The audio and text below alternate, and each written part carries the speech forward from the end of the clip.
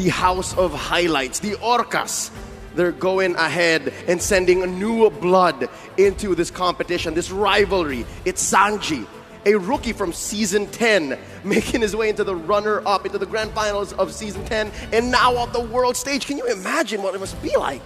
It's crazy, right? Both of these players, they have a very, very interesting style. Because usually as a mage, you want to be in the back line, you want to provide damage, but you want to stay safe.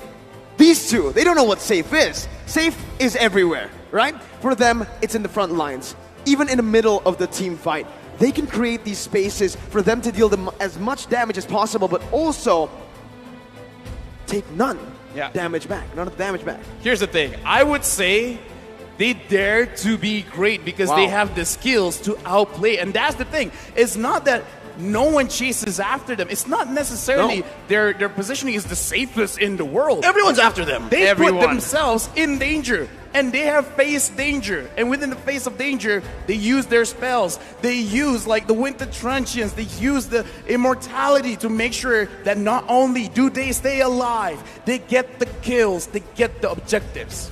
The highest level of MLBB, there's a very small margin in terms of skill for both of the teams. And these two teams risk everything to get that small advantage to be able to get the dub. And here we're going to see exactly what are the keys to victory, starting with BLACKLIST International. BLACKLIST International, they got to continue to evolve the Ube, but I don't think that is like enough. They got to make sure that they got to help OHEB to snipe through the Benny Cutie Hurricane. And I feel like that is definitely one of their key to victories where OHEB is going to be quite tested because the Ube strat we've seen during the best of 5 can actually be crumbled. And in that kind of situation, OHEB, he's going to be like the main target. I like the dichotomy between their gold laners, OHEB and Benny Cutie. They're both amazing and the greatest at what they do, but they're also very different kinds of gold laners. Benny Cutie was born and bred to be a split pusher. And when it comes to team fights, he is so good at finding the right target. When it comes to OHEB, it seems like the Filipino sniper was just created and cultivated to be able to carry, but he needs the right setup. Echo, talk us through, Lafel, what exactly the Orcas need to do to take home their first World Championship. I would say use your own strength at Yaoi, as well as the San duo, because Yaoi, when he is able to use a cash-type hero, he's the one that dictates how the fight goes, because going up against BLACKLIST International, you want to initiate the fight. You don't want BLACKLIST International to put you in a dangerous spot. And with that being said, the San duo, Sanford, as well as Sanji, honestly, just give them the heroes that they can thrive. Give them heroes that can outplay their laners, and they can win the game for you. Give them a winning lane, a good matchup, right? So that they can scale and actually create a snowball for themselves. Now, again, we need to talk about this duo. And not just the duo, just the entire Echo here. They're dynamic. I touched on this a little bit earlier. But they can actually carry from every single role. I'm talking literally every. Not just the gold lane, not even just the XP lane, but even in the roam position. Yaoi, he styles. You saw in the keys to victory that he needs to change. He needs to evolve from a playmaker to a kingmaker. And they're about to do that here tonight in the faces of the kings and queens of the world from M3. Ladies and gentlemen, the stakes have never been higher. These two teams have practiced their minds off, as a good friend of ours would say. And the fruits of their labor are about to come through here tonight. I can only imagine what's going on through their minds because they're all going through their own struggles, right? Benny Cutie here has just been through the ups and downs in his years in the MPL. V and Ys have tried to shut down the haters, prove them wrong in their multiple grand finals appearances. And that all comes through here tonight. It all comes to a head.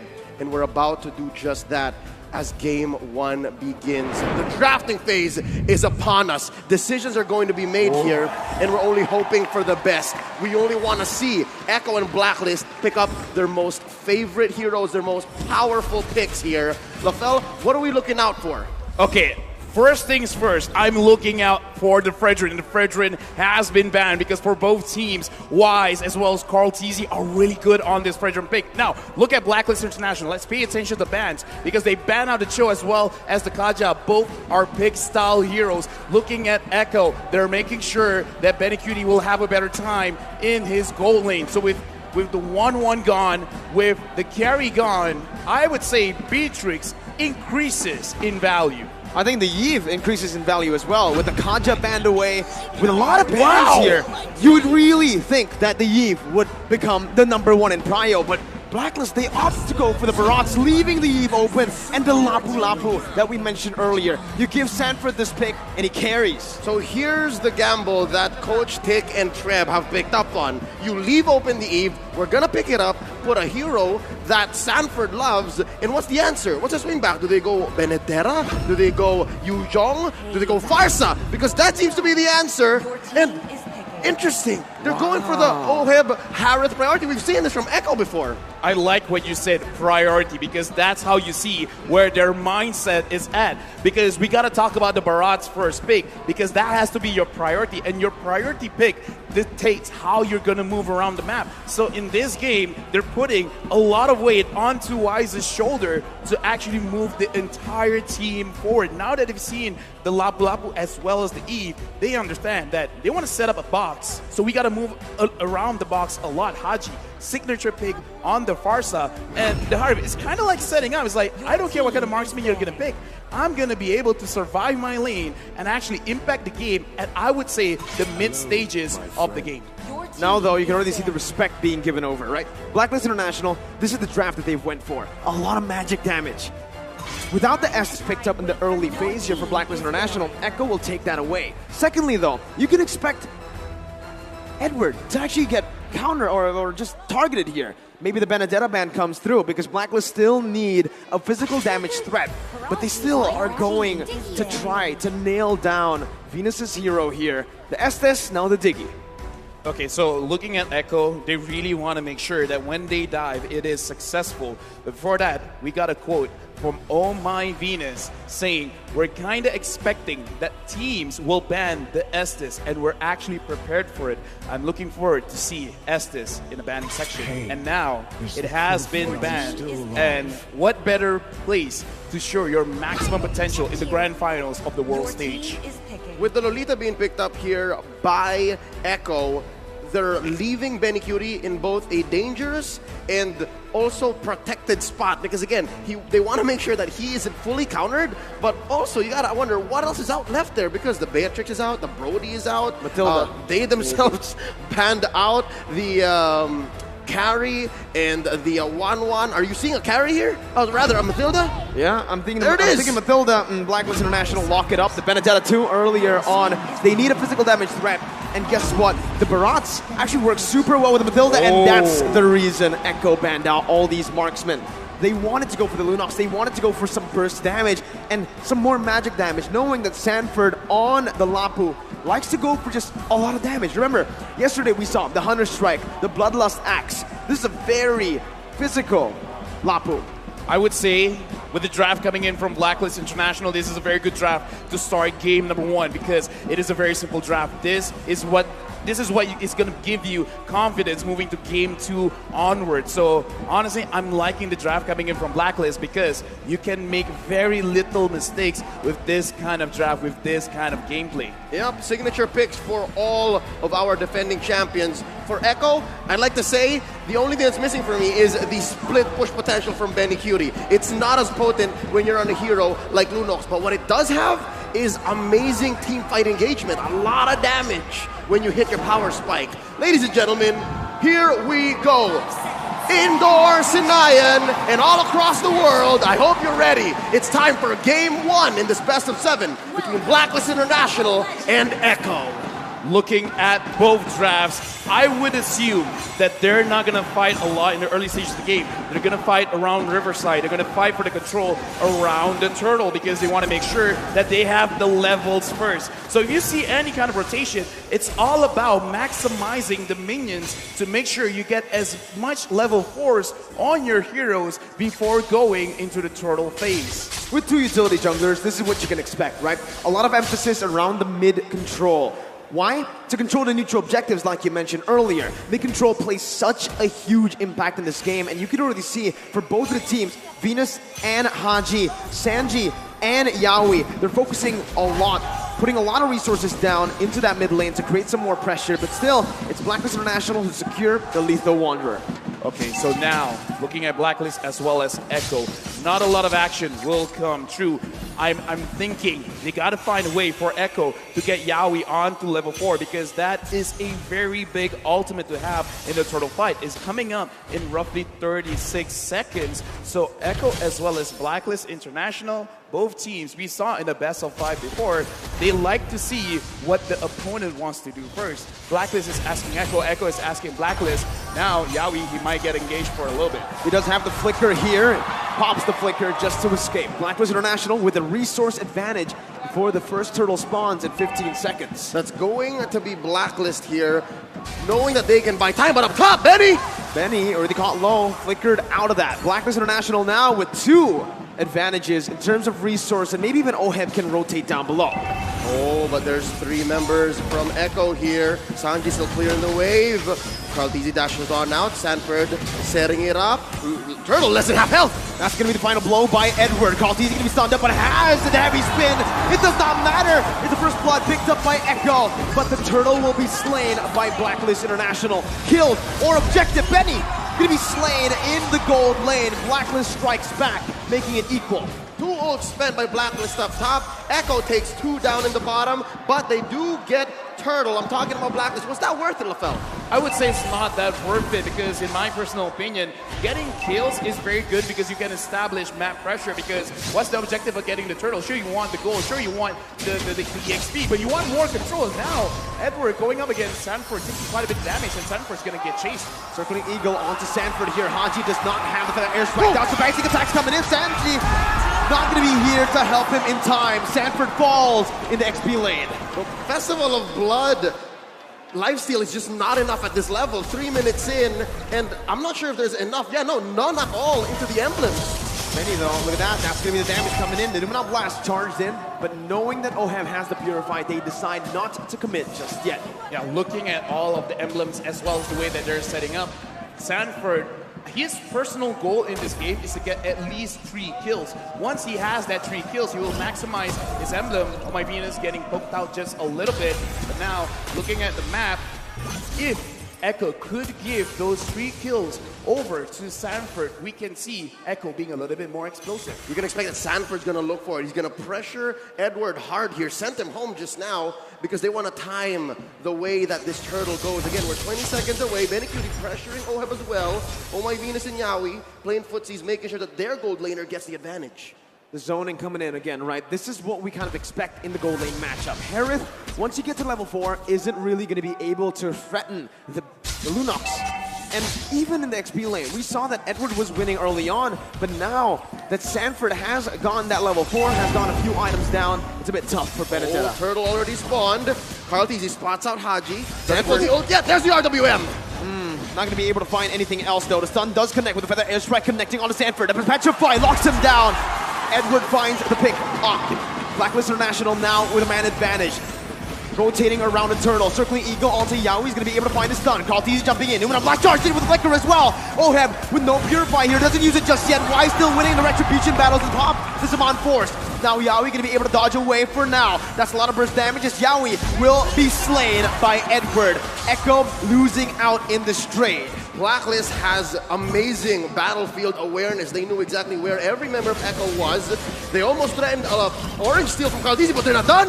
A stun and a knock-up. It's still Matilda Airlines here for BLACKLIST International. BLACKLIST is showing what they want to do with this draft. You want to establish control. You want to make sure that the Riverside, you're winning. And the specialty of having a Matilda is when someone overextends, they're not really overextending. In their previous fight in the Turtle, they were very focused. What do we want to do? Turtle first, but now they want to kill. And they get it, right? It's onto Venus, the roamer.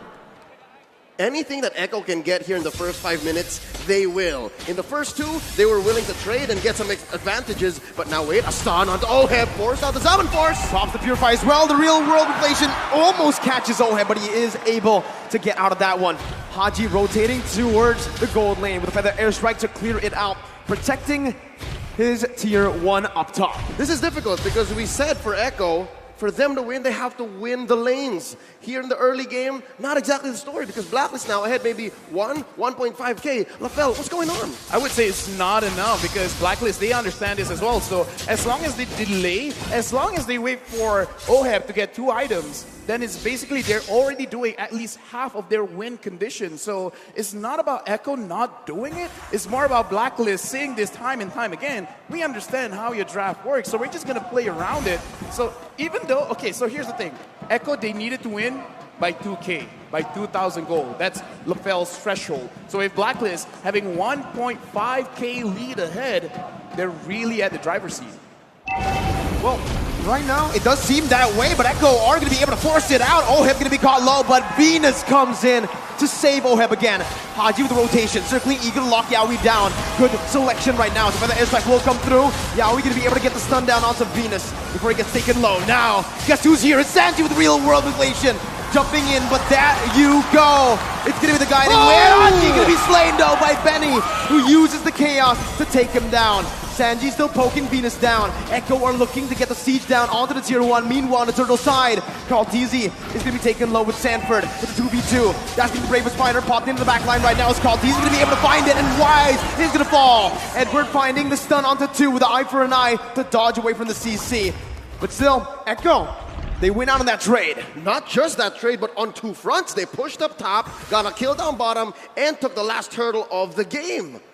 We got a lot here because, again, 500 gold, that's great, but Sanford having 1 kill. He has 1 stack on his emblem, and now looking at this, probably he's in too deep.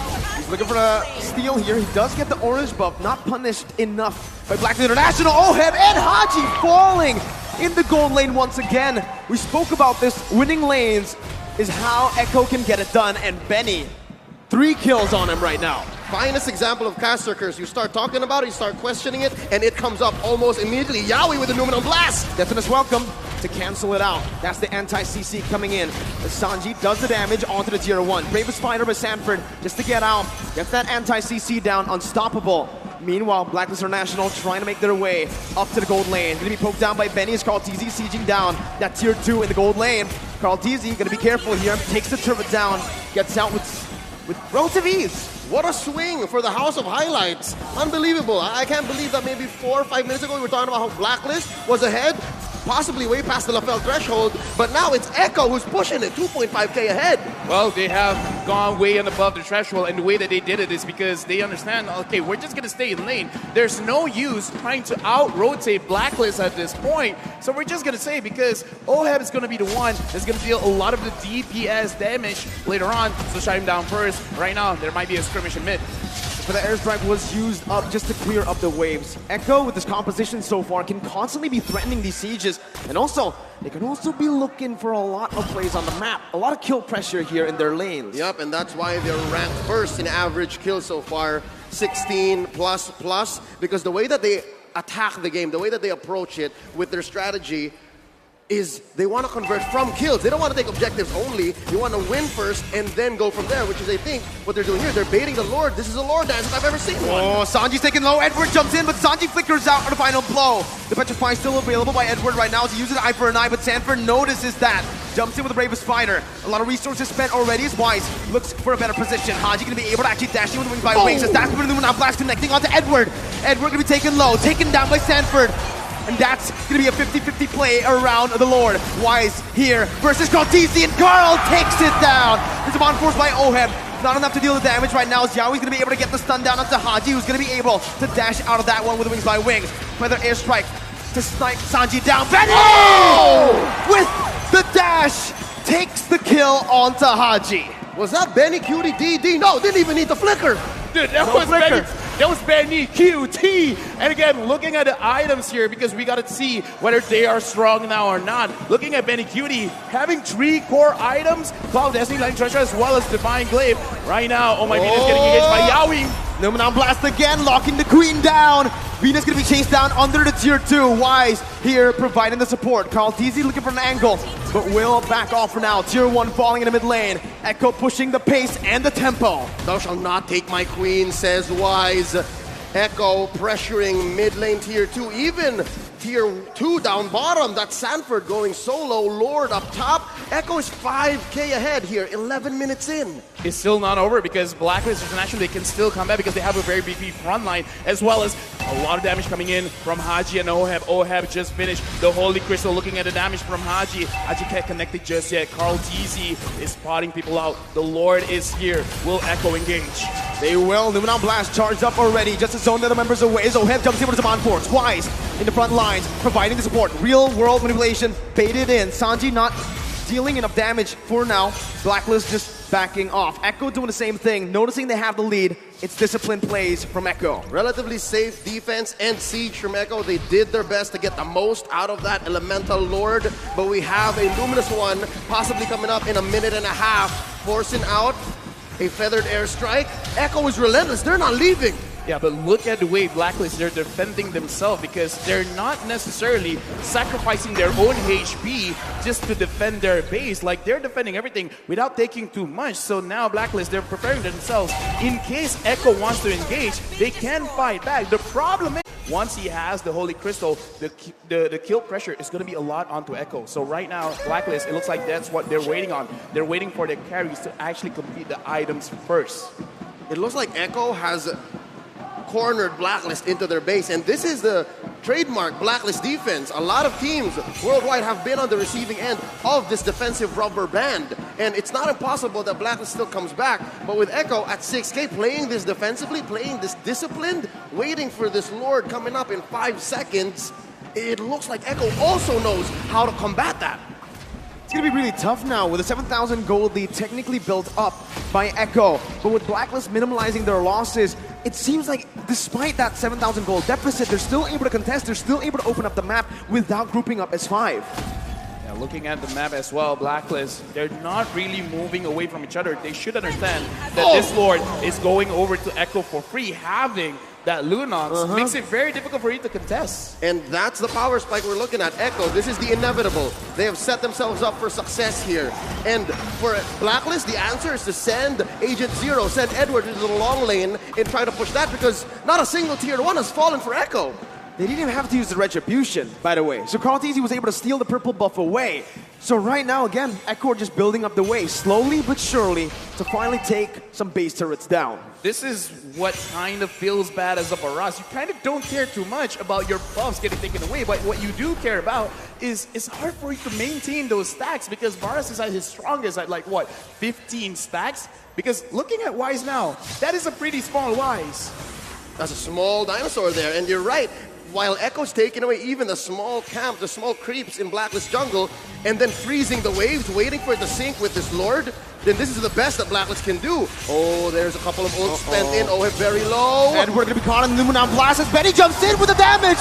And that's the combo, the notorious one. As Echo now looking for the siege into the base turret in the mid lane. Lord still marching in the top lane. Concealed play going to be popped in. Echo looking for more. That's the airstrike popped in, but look at Sanford, he flickers under Haji, but he's going to be able to get out for a bit. Haji going to fall. The circling eagle does not save the queen. Oheb, the last man standing, but Echo will secure game number 1. Ang limang Echo fans make noise all around as their team takes game 1. It's a long journey, folks. It's a marathon, not a sprint. So game 1 is great for momentum, but they still gotta watch their backs. BLACKLIST will pick up so quick from this victory.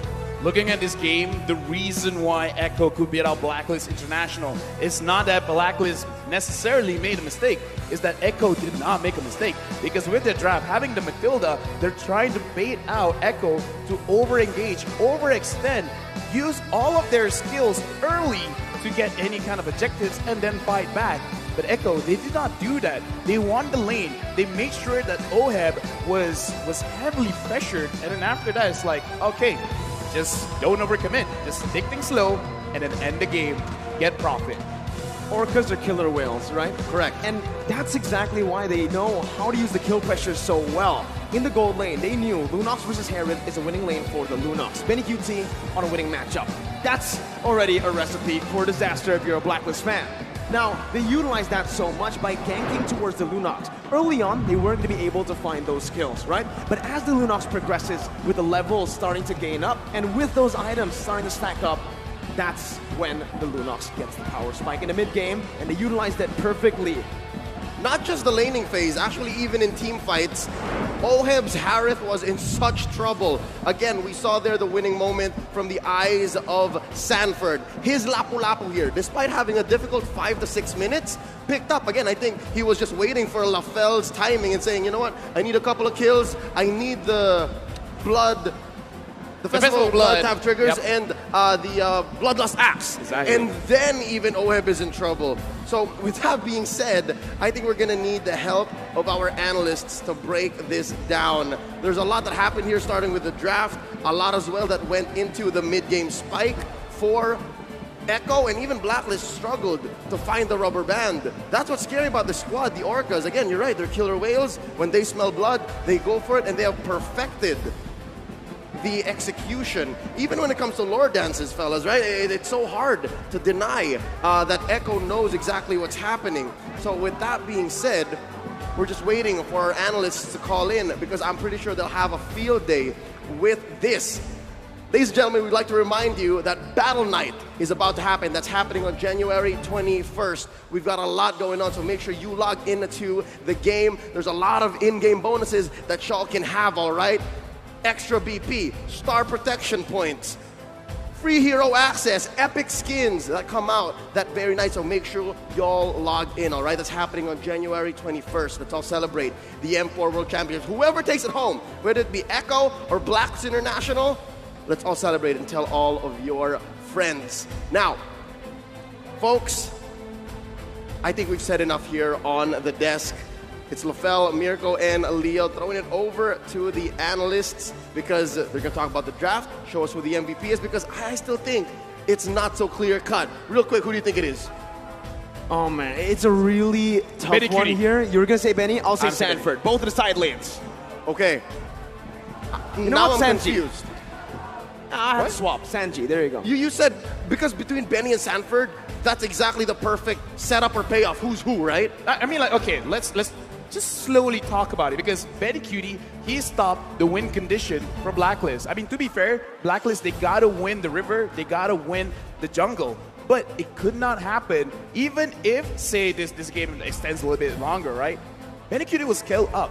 Wise will not be able to sustain the damage coming in from the Lunons, because again, there's no Estes, there's no healing. He can run away, but when he comes back, it's not gonna be much. So for me, it's Betty Cutie. Okay, ding ding, Sanford or Sanji?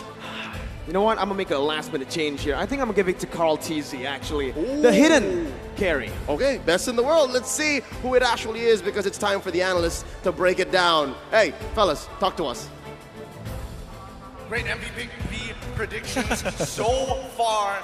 Thank you so much, Leo, LaFell, and as well as Mirko. Here at the Analyst Stand, we're going to break it down to you to uncover the mysteries of what this code is so far and what Echo is doing correct. My name is Gideon Q. This is going to be Most Wanted in Southeast Asia, Wolf, as well as Assassin Dave. You are going to be the mediator here, and it's important that you give a non-biased opinion. I repeat, a non-biased opinion. But with that being said, let's break down straight from the draft. I mean, so far, really strong start coming in from Echo. Now, I gotta say, I really like the Lolita come from Yaoi, because every time you give this player anything that can initiate, that can set up a good team fight, this player will pop off. And you saw it in the last game, right?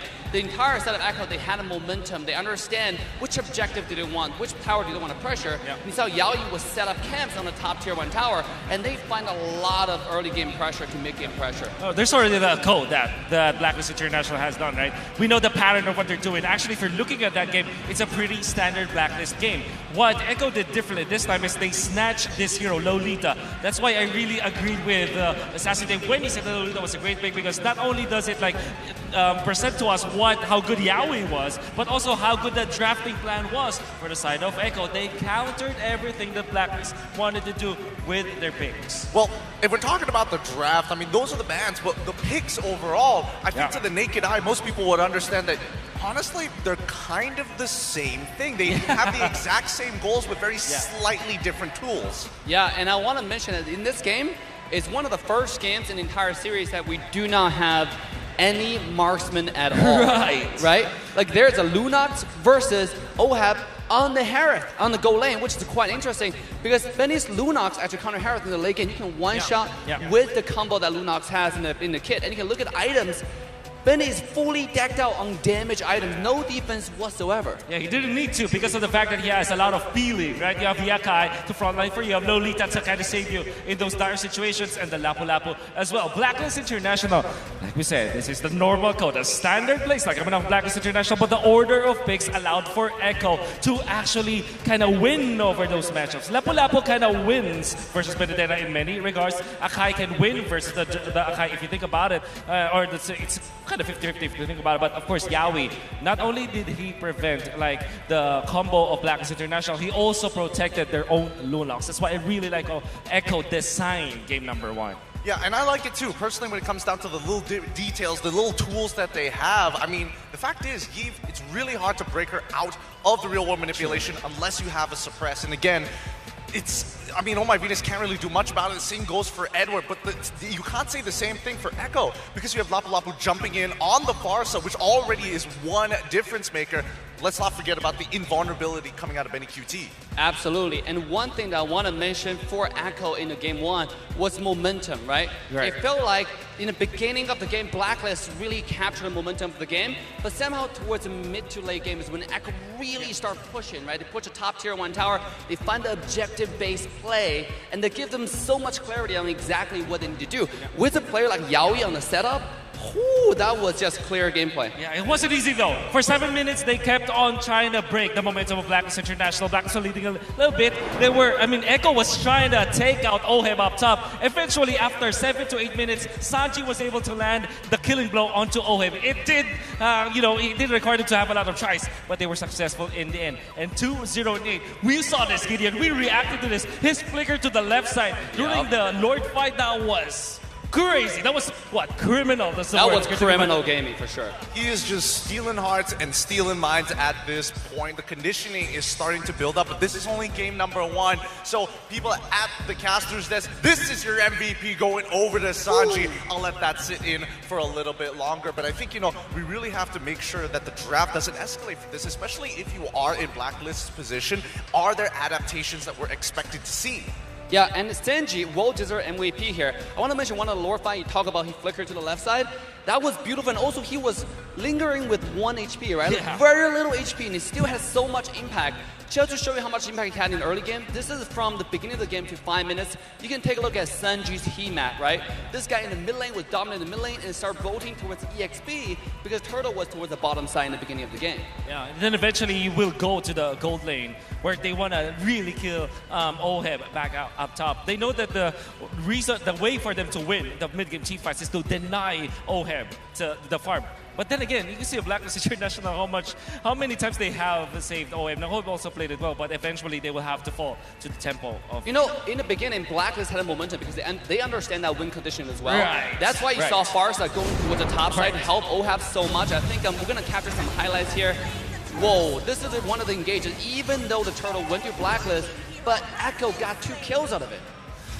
I think even more so, like you could see just the small little plays coming out from everybody here. They're trying their absolute best to make sure that they minimize the profit coming in from either side. But once the momentum started to fall into Echo's favor, I think this is where things started to change, especially for the gold lane. That's right. You're gonna have to. We have to talk about Krauting's here, right? Although we aren't seeing a lot, the way he secured all of these turtles, then eventually the First Lord, then constantly just applying the pressure against BLACKLIST International while keeping himself safe and really just reaching around the Lord area. I think that's also amazing coming out from Krauting himself. Yeah, absolutely. Here from the highlights, you see how clear Echo rotation were, right? They know exactly where they're going, they know exactly which tower they're trying to get, and sure enough, it paid them many dividends. Yeah. And I think going to game 2, BLACKLIST need to think about their momentum as well. Yeah. Once they had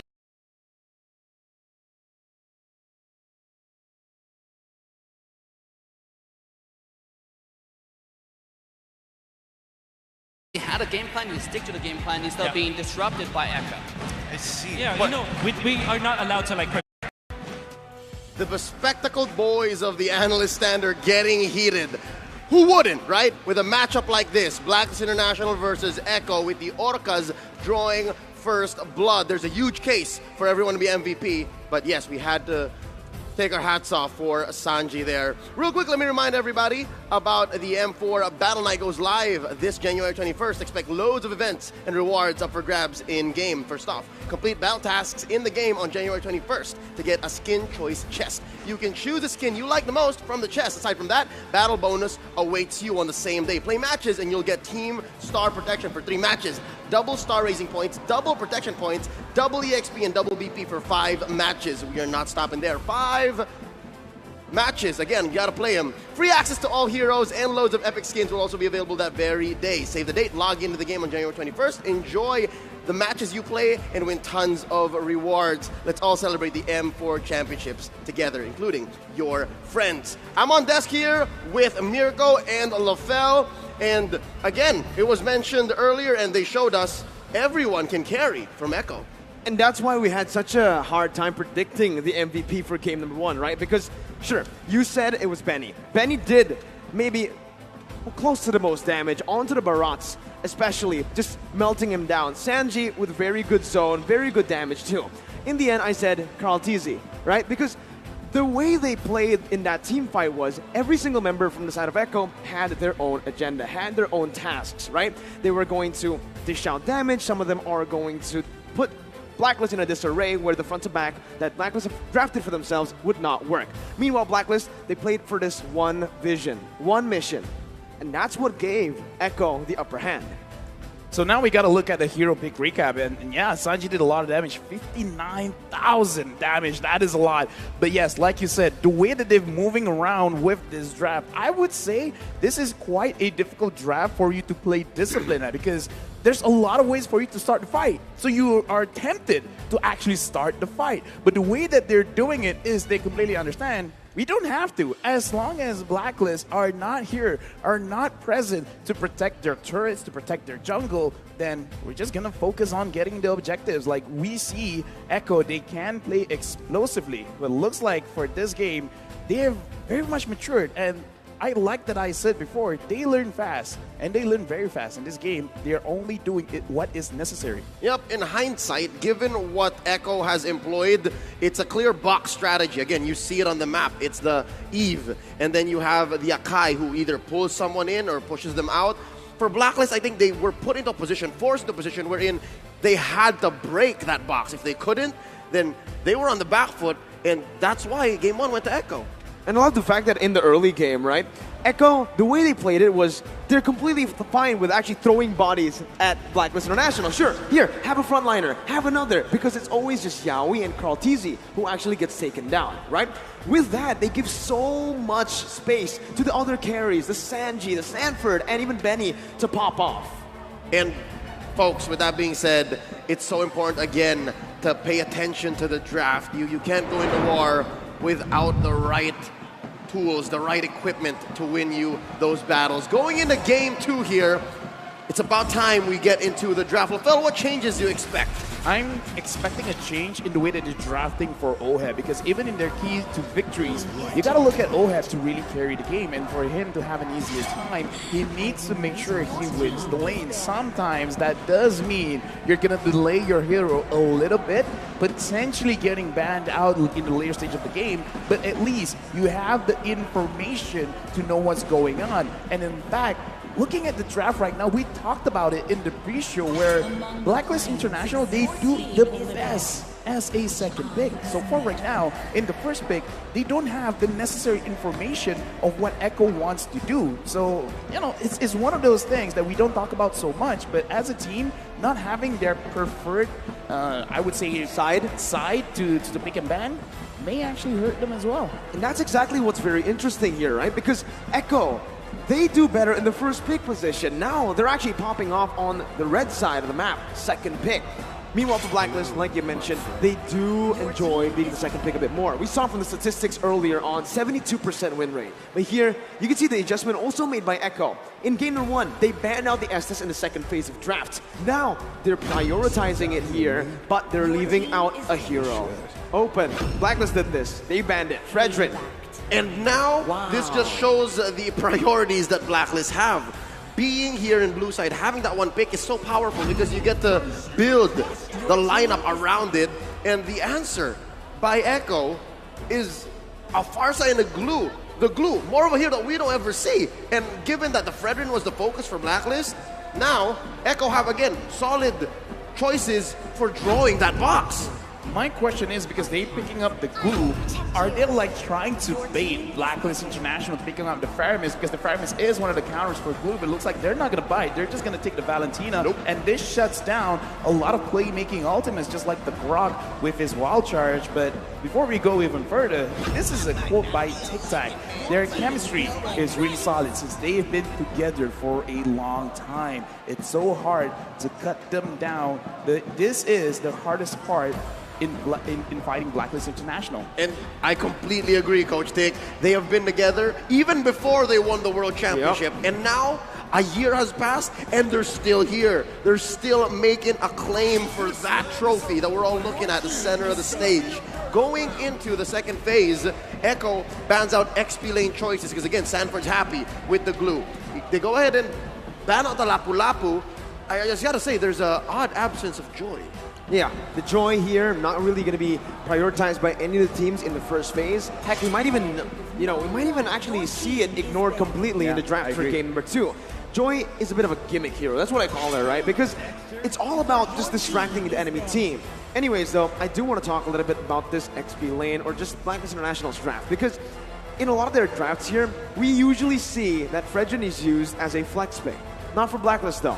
Every single time the Fredrin is picked up by Blacklist, well, not every single time, but 90% of the time, it's jungle, right? Yeah. They always want a playmaker on Edward. That's the reason you're still seeing that Lapu ban here, the respect being given out, and also the Claude ban. They want to get rid of a hero that can blink out of the Detonus Welcome, can blink out of the real pure engage from the glue, and even from the poke that's coming in from the Farsa. But I still like the way that Blacklist are drafting, because we've discussed that the way that they're going to win is through OHEB as well as AdWords. So now that they've seen at least 80% of the draft coming in from Echo, now they should have enough information to really understand what kind of heroes they should get, because if OHEB and Edward loses lane, they're going to lose priority in the jungle or the riverside, and that's really going to impact how Blacklist plays. So this last 2 picks will really impact, because at least now they see the Brody. What do you want to use against the Brody? They still need to put yes, but they also still need to put a hero on Agent Zero, and that might be the key. Benedetta's still open here, but it looks like Echo has an answer. Oh, nope, there you go. We mentioned the Joy. And they left it open. It's the Franco from Yaoi too. I love it, right? Again, we mentioned about the Joy. More of a distraction than a prio pick, right? Yes. But it is a good pick here. Noticing that Blacklist International, they're going to have that back line really targeted down by Echo. So what the Joy is going to do here is to create space by being that annoying hero in the enemy back line. Thing is, though, Echo waited for this. They knew it was coming, right? It was either they went for a Kufra pick, a Cho pick, or they see the Joy, instantly they go for the Franco. They can lock the Joy down. Yeah, but given that Show is banned out, Echo had the ball in their court. It was their shot to make. You mentioned the Kufra. Yaoi had a lot of Crazy games on the Kufra. chance to play that, but instead they go for the Franco. You know, a game lost be damned, but we don't care about it going into the Valentina. We don't care if Haji gets it. And looking at it,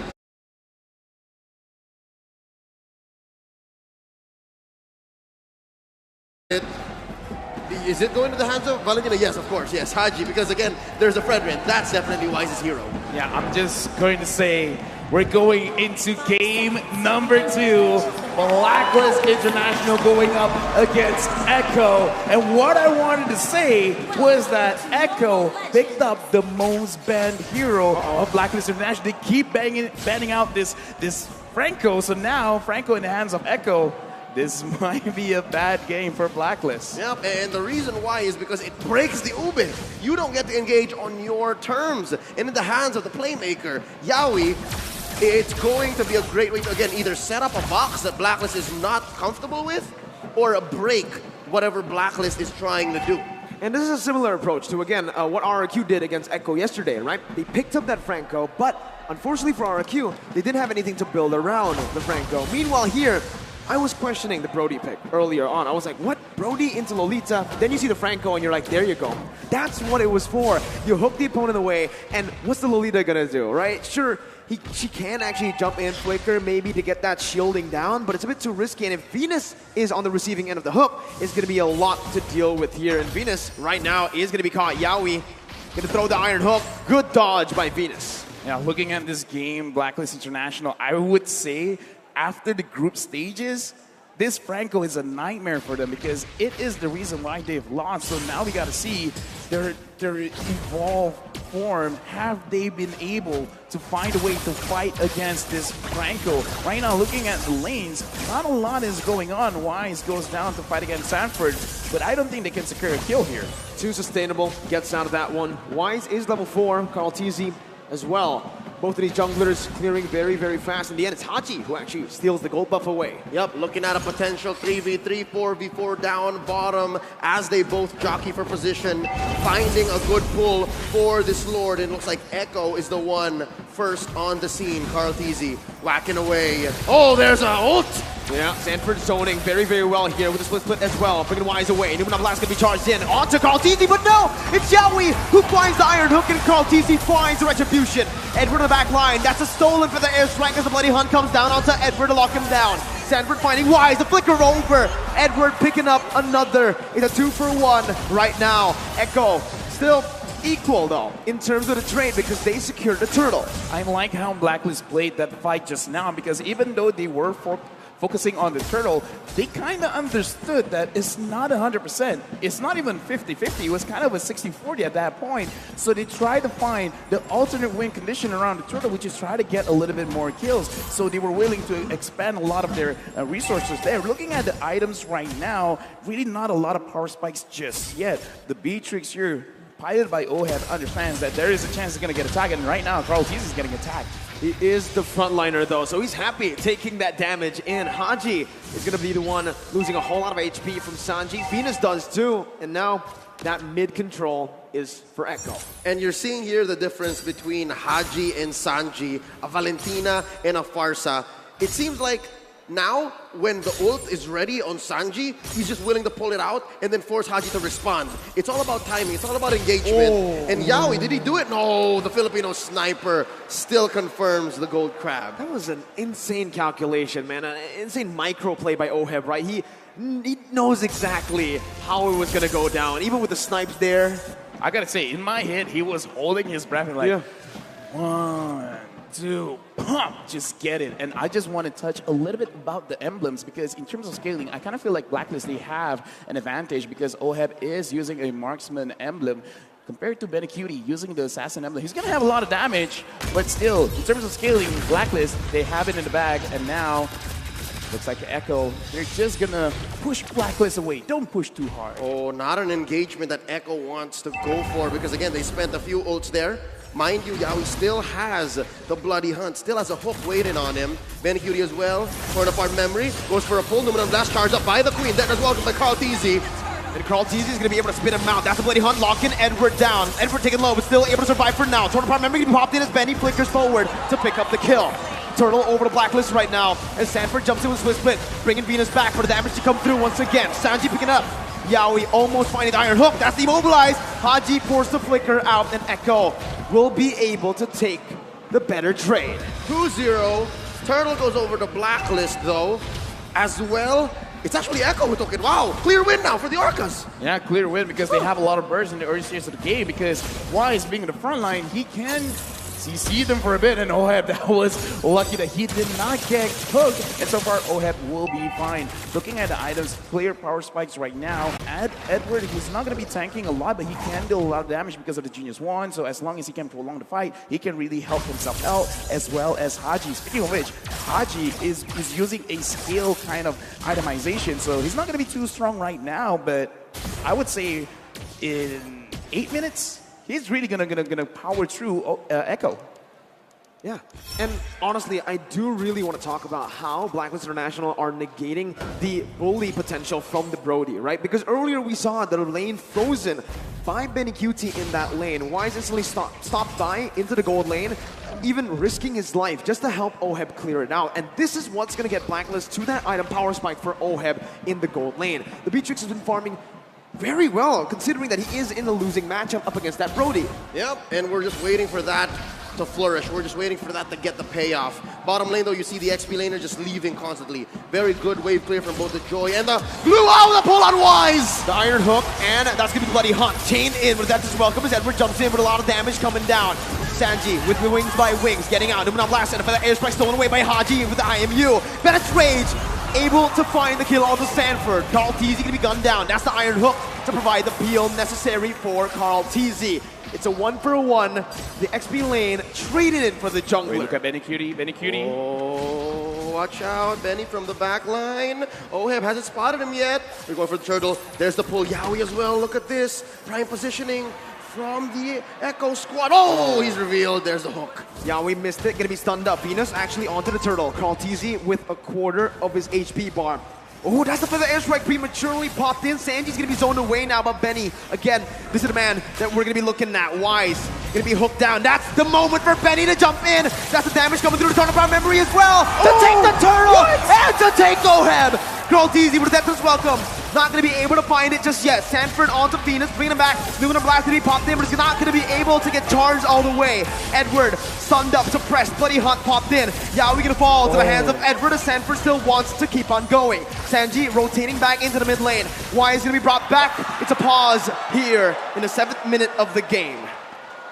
Messy engagement, and the payoff was just about to come up.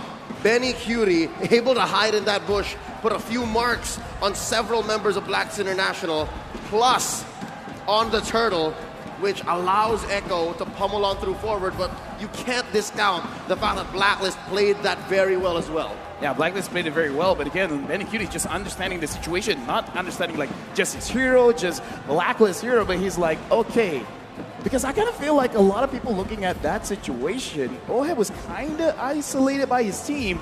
It was prime position to just stun him up, get some stacks in, and then just kill him off just like that. But he's like, no, I'm going to wait, SA. I'm going to make sure everyone is close enough. He gets into turret range. He can get stacks onto a lot of people and get maximum value from his ult. And that's what he did. He got maximum value from his ult. And again, there's a very thin line between, I guess, a mistake and being loco, right? That was pretty loco. That was so close for it to being a mistake, but the fact that Benny's still alive now, at the cost of Carl Teasy's life, it allowed for it to be loco. And it comes down to trigger discipline, right? The fact that he was in the bush for so long, even Yaoi is spotted, and he's still stuck. He was like, and okay, no one checked the bush I'm as well. committing, bro. I'm committing. And he committed, right? Because Yaoi was spotted out already, they were like, no way. There's no way a Brody is waiting in that bush. Yep.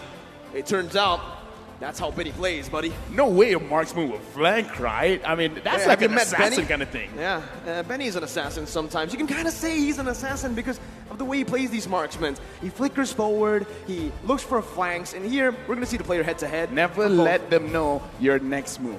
That's what Benny did. Never let them know your next move. And that's what makes him a force of nature. That's what makes him the Storm. He just comes up. And here, leading these two players, the gold laners, are these roamers, all right?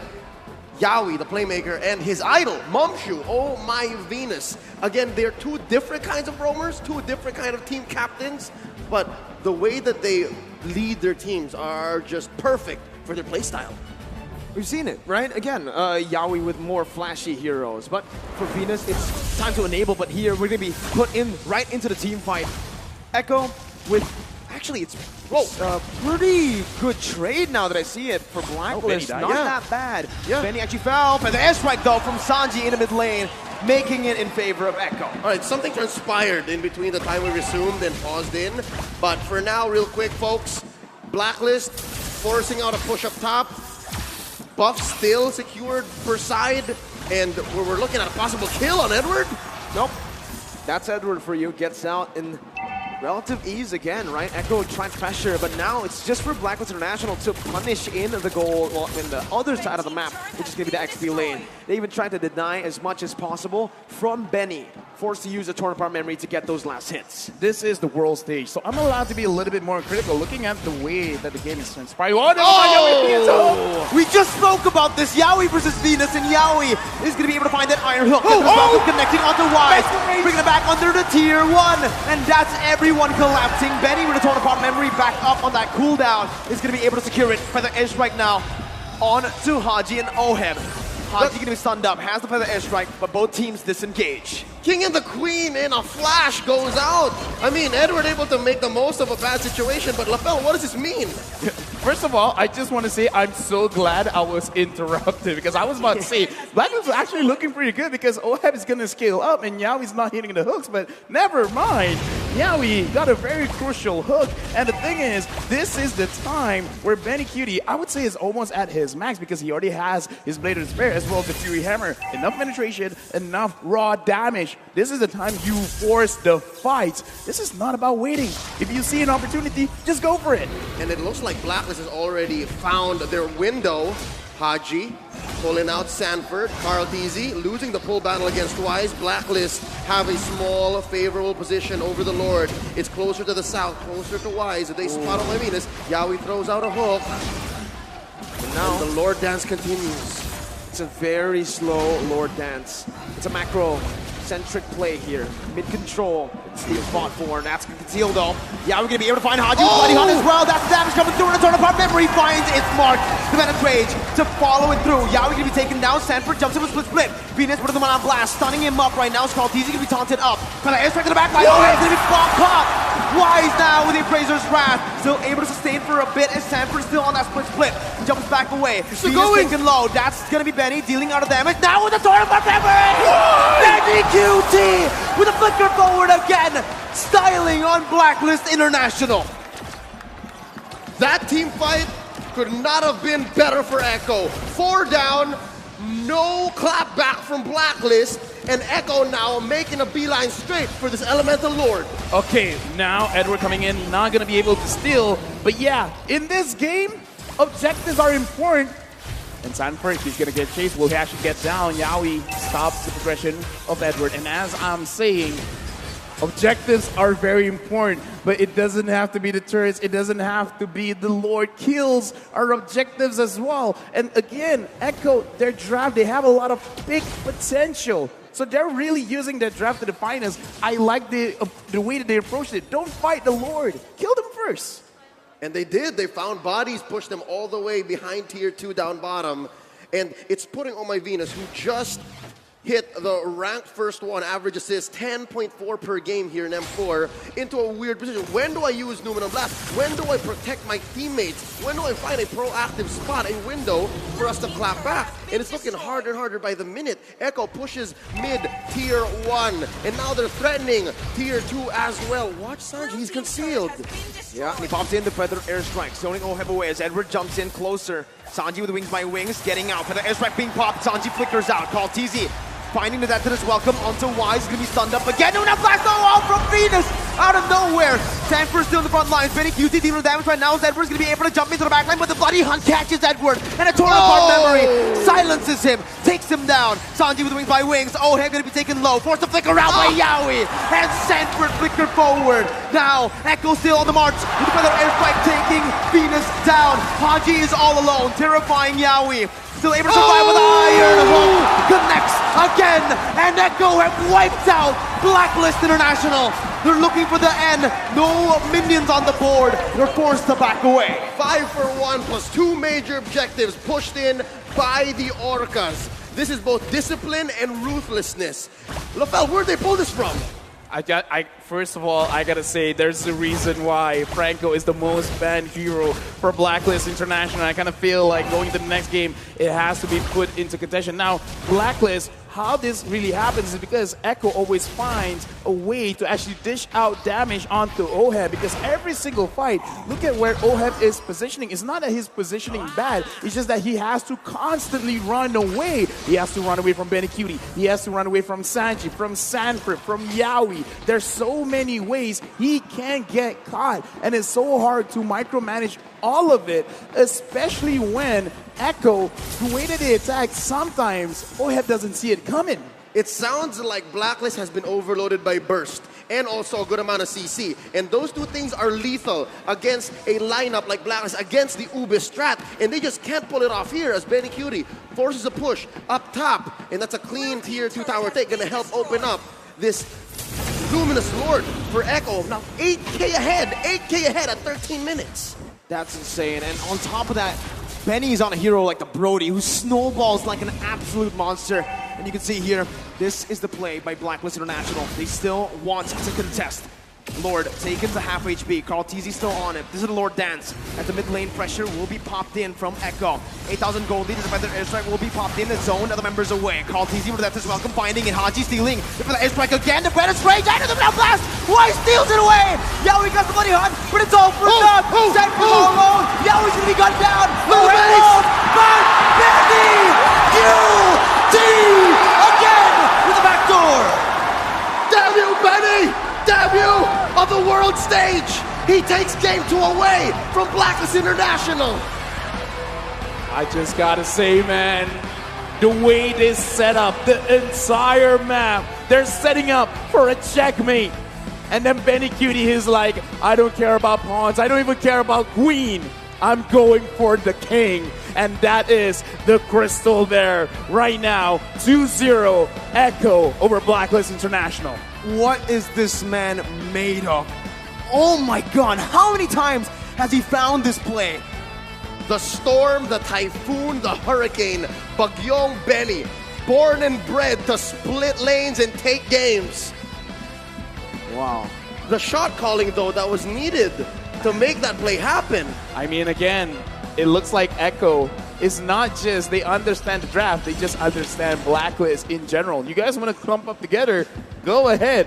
Hey, we're going to take the Lord. You're going to contest for it, right? Well, go ahead. We're going to split push. I think this is just critical understanding of what Blacklist is going to do before Blacklist even does it. Because, again, throughout the game, they're still winning the lanes. And look at how they're rotating around the map. Because, okay, I'm not the analyst here. I mean, I'm analyst on the desk, but not on the stand. But look at how when the Lord was being pushed, Sanford, he could have pushed as well, but he avoided it. He went straight to the Lord, and he didn't care about the Lord. He didn't care about the jungler. No. He just went straight to Oheb, and he doesn't care. I just want to slow down Oheb. And then because of that, everyone was focused. We got to take care of Oheb. Now that they're taking care of Oheb, wait, Benny Cutie.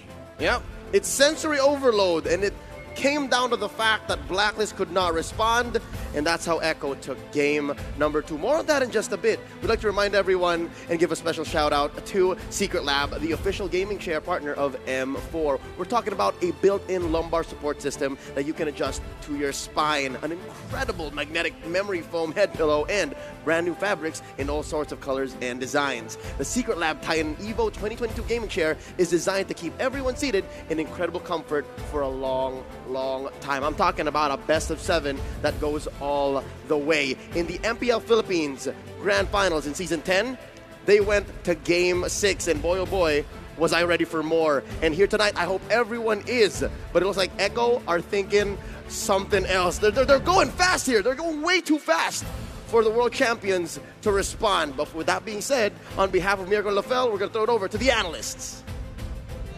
Thanks, Leo.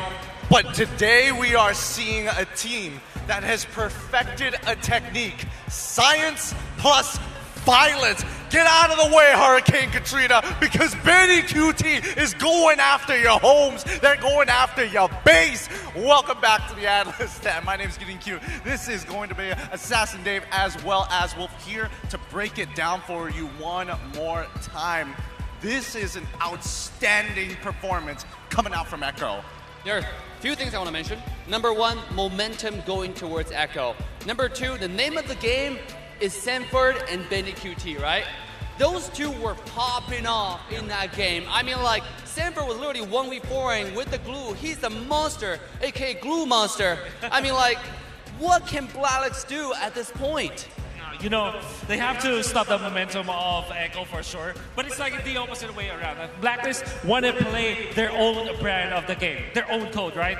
And we saw that in back-to-back games. They know how to operate, they know these heroes, the ins and outs of the Ube strategy that they're trying to employ against Echo, but it's just that Echo is just stopping them in their tracks. I think that the reason why BLACKLIST are losing back-to-back games is because they kept on playing the same game. Here's the thing, right? In the background, when we were talking and discussing about this draft, something about Echo that really stands out is the fact that, you know, they're not tunnel visioning anymore. They're not playing hyper defensively. They have playmaking capabilities. Absolutely, and let's take a look at the item, right? Benny QT with 10,000 gold, closer to 11,000 gold, A1-1. In fact, everybody's KDA on the carry position, right? 5-1-11 on Sanford, 5-0-8 on Sunji. All these carry positions are absolutely dominating. Now, I'm interested to find out the MVP later on once we get there, because I think even though we got so much farm, so much resource to Benny, it's actually Sanford who set up the play for the teammates. Okay, now we're going to be jumping over to the post stats here, and I'm really interested to see the overall team fight participation. Ooh. Edward having 100%, but the control from Echo. Like, imagine Edward being part of every single one of these fights, and yet Echo, not one of them, not even 100%. They are dividing and conquering so well. Yeah, you know, you're talking about how Sanford was instrumental in this, playmaking potential, right, from coming up from Gideon. Totally agree with you guys, because I think that Echo, their shot selection in this game, particularly in internal fights, was amazing, was on point. Sanford knows who to jump onto. Even he chooses sometimes Oh My Venus, sometimes it's going to be Wise. It depends on the situation, what the situation calls for, so that Echo will win those turtle fights. Then, when it comes to those crucial moments, when there's like a 50-50 or even like the odds are in their favor, they utilize the spacing coming out from Yahweh's Franco and of course Galti's Daytona's Welcome to displace BLACKLIST International for them to not get into their bubble. Absolutely, right? Sanford on the Glue Monster was insane. He has pinpoint accuracy. You're absolutely on point on that. He knows exactly which person to carry away, right? In objective, in turtle fights, and also in lore fights. Sometimes to get to the back line. I remember this one time when Benny Kuti flickered in for the ultimate for 200 power memory, get a double kill, and that was all set up by Sanford. Yeah. He was literally 1v4ing, taking all the damage and staying alive. Personally, for me, I don't know what the communications coming in from Echo is going to sound like, but I can't wait for them to drop it. But let's have a look at the MVP of this game, Benny QT. Domination, and more importantly, nobody escapes this hurricane. And I think that it is now safe for me to say, for all over the world, that he is now the holder of the gold standard, gold lane standard. The way he positions himself is amazing to look at. It's textbook, right? If you want to learn how to utilize and position a marksman, do look at Benny QT's games because of how he's able to just win the matchups in the laning stage. Eventually, team fights, his timing with the flicker and the ultimate was phenomenal. Yeah, and one thing I want to point out about Benny in this game, he put out the very characteristic and very special Echo-style split push, right? The marksman split push in the late game. Right. Just when you think, okay, the Brody has to be in the team fight. I mean, it's a marksman, that's the most damage source, he got the most farm, he has to be here. And the next thing you know, your base is gone. This guy has 45% kill participation only, and yet he's the win condition, right, for the team. All right, let's sniff out a little bit of how Benny QT actually plays the way he does, how he positions himself with the heat map from 5 to 10 minutes here. He's supposed to be the cleanup crew for the rest of the squad. Walk me through this here. All right, so he started with the top lane, right? But at 5 minutes, where the turtle is gonna respond, a second turtle of the game, he was there. Look at him. Look at that bush. This between the purple buff and the turtle. He stayed for that for a long time, then found an opening during the turtle fight, take out OHIP. That was a great play. Look back at that play. Afterwards, though, he went to the XP lane. He knows that the Golden is already done for. All they need to do is to get more influence in the other part of the map so that they can set up for the next turtle. I mean, so far this game has been looking super dominating here. And if we look at the MVP highlights overall, Look at that play. when does Blacklist actually, try and come back to favor if you were in their position? Benny QT he's like assassin marksman player. Yeah. You know, like he's always behind you on the side of you. Oh, this is a beautiful play by the entire side of Echo. He started off with a hook flicker from Yaoi, and then an ultimate, beautiful ultimate from Faraz the Dinosaur. It just shut down the V-Vice combo, right, from the side of Blacklist. And take a look at the bottom side. This is where Semper set up the play. And Benny QT flickered and finished off the kill, the executioner. I want to see the split push in the end. I think that highlight was just so good. How does this guy just quietly and sneakily go into your base and take everything? Well, I think a lot of it has to do with just the way he kind of positions himself. And more importantly so, Echo has a huge priority on where Haji is. They expect Wise to be in a certain position. They expect Oheb and Venus to be in another position. But more importantly so, they needed to ensure that the playmakers, Oh My Venus and as well as Haji, they need to know their position before they make a decision.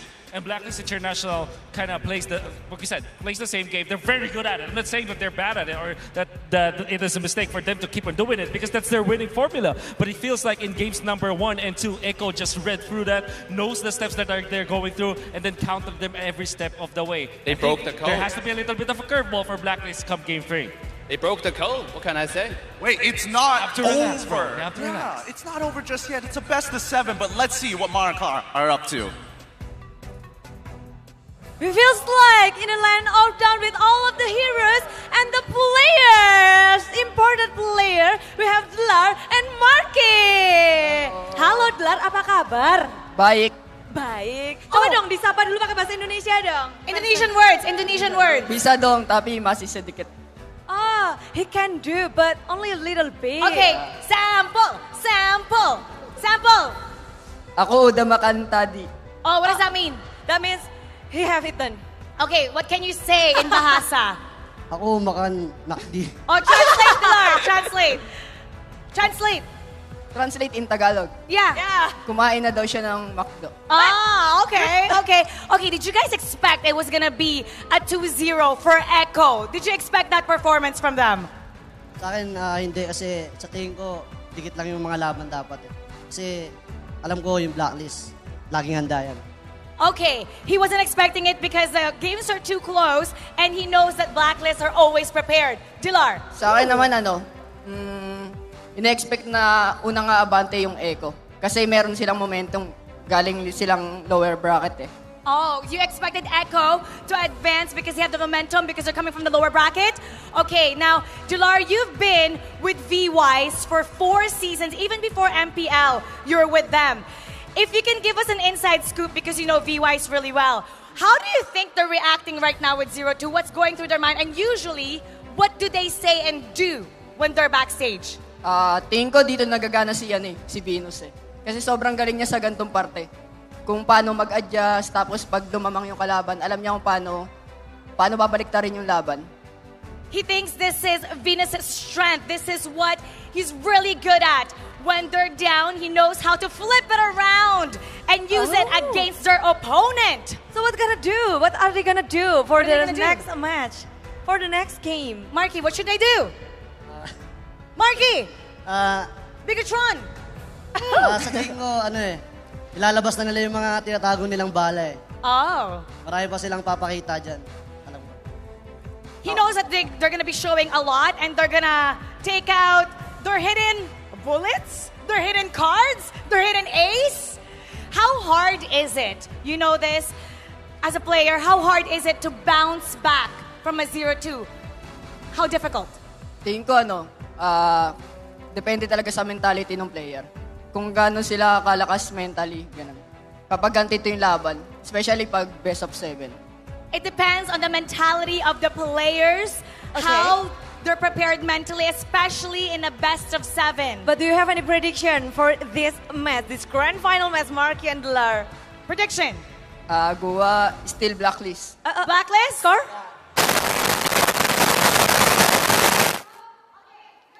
Here first, okay? Okay? Delar, get everybody to cheer for Blacklist. Let's go! Blacklist, hashtag break the code. Oh, Blacklist, hashtag break the code.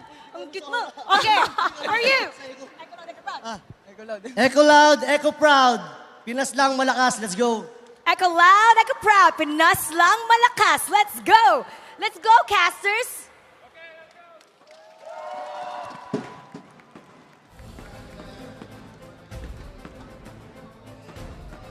Here from our M3 grand finalists now playing for Indonesian teams Marky and Delar. Before we talk about how we're going to set up for game 3, how possibly Blacklist could start making their comeback, I'd like to tell you all about Gank. Never got a style when you wear and game with Gank, a lifestyle fashion brand made for the modern gamer and is the M4 World Championship official merchandise partner. Grab the M4 merchandise at www.gank.asia today.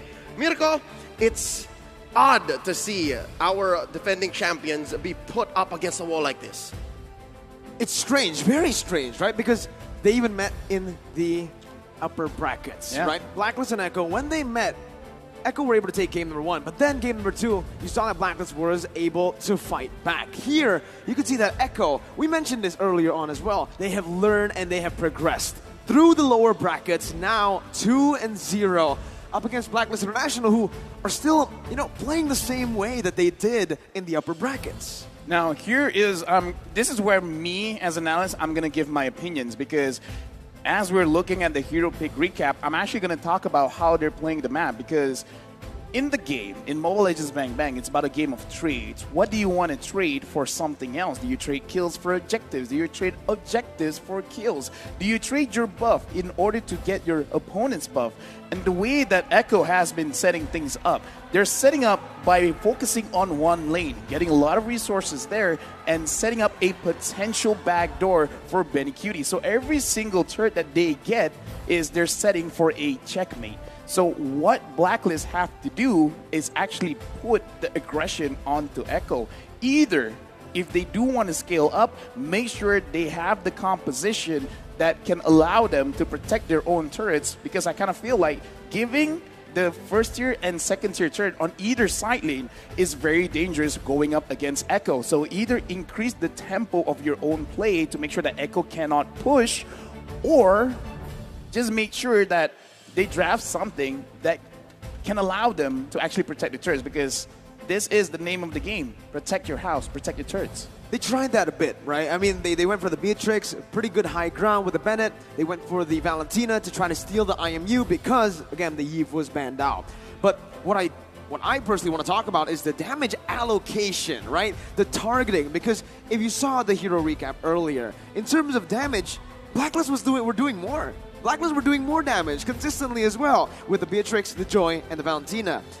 How was Echo able to win that? It's the allocation of that damage, right? It was always placed to the enemy backline, which is Blacklist. Now, Blacklist's backline is always the target of Benny, of Sanji, and as well as Sanford on the glue, who did more damage than Benny. So that just makes it super impressive how Benny was able to get the MVP, get the most kills in the game, but dealing the third most damage. I mean, you got to put into consideration, just like you said, damage allocation, because if you do a lot of damage, but you do a lot of damage to a person that has very low HP, you're not going to look like you're doing a lot of damage compared to someone who's just attacking someone that just doesn't die. They just keep on regening. And that's exactly the job that Sanford has most games, right? Cut into the back line, make that backline scramble, and then have Benny Cutie or Sanji ruin whatever is left of that. And with that being said, it's just moments away for us going into game number 3, and we'll see exactly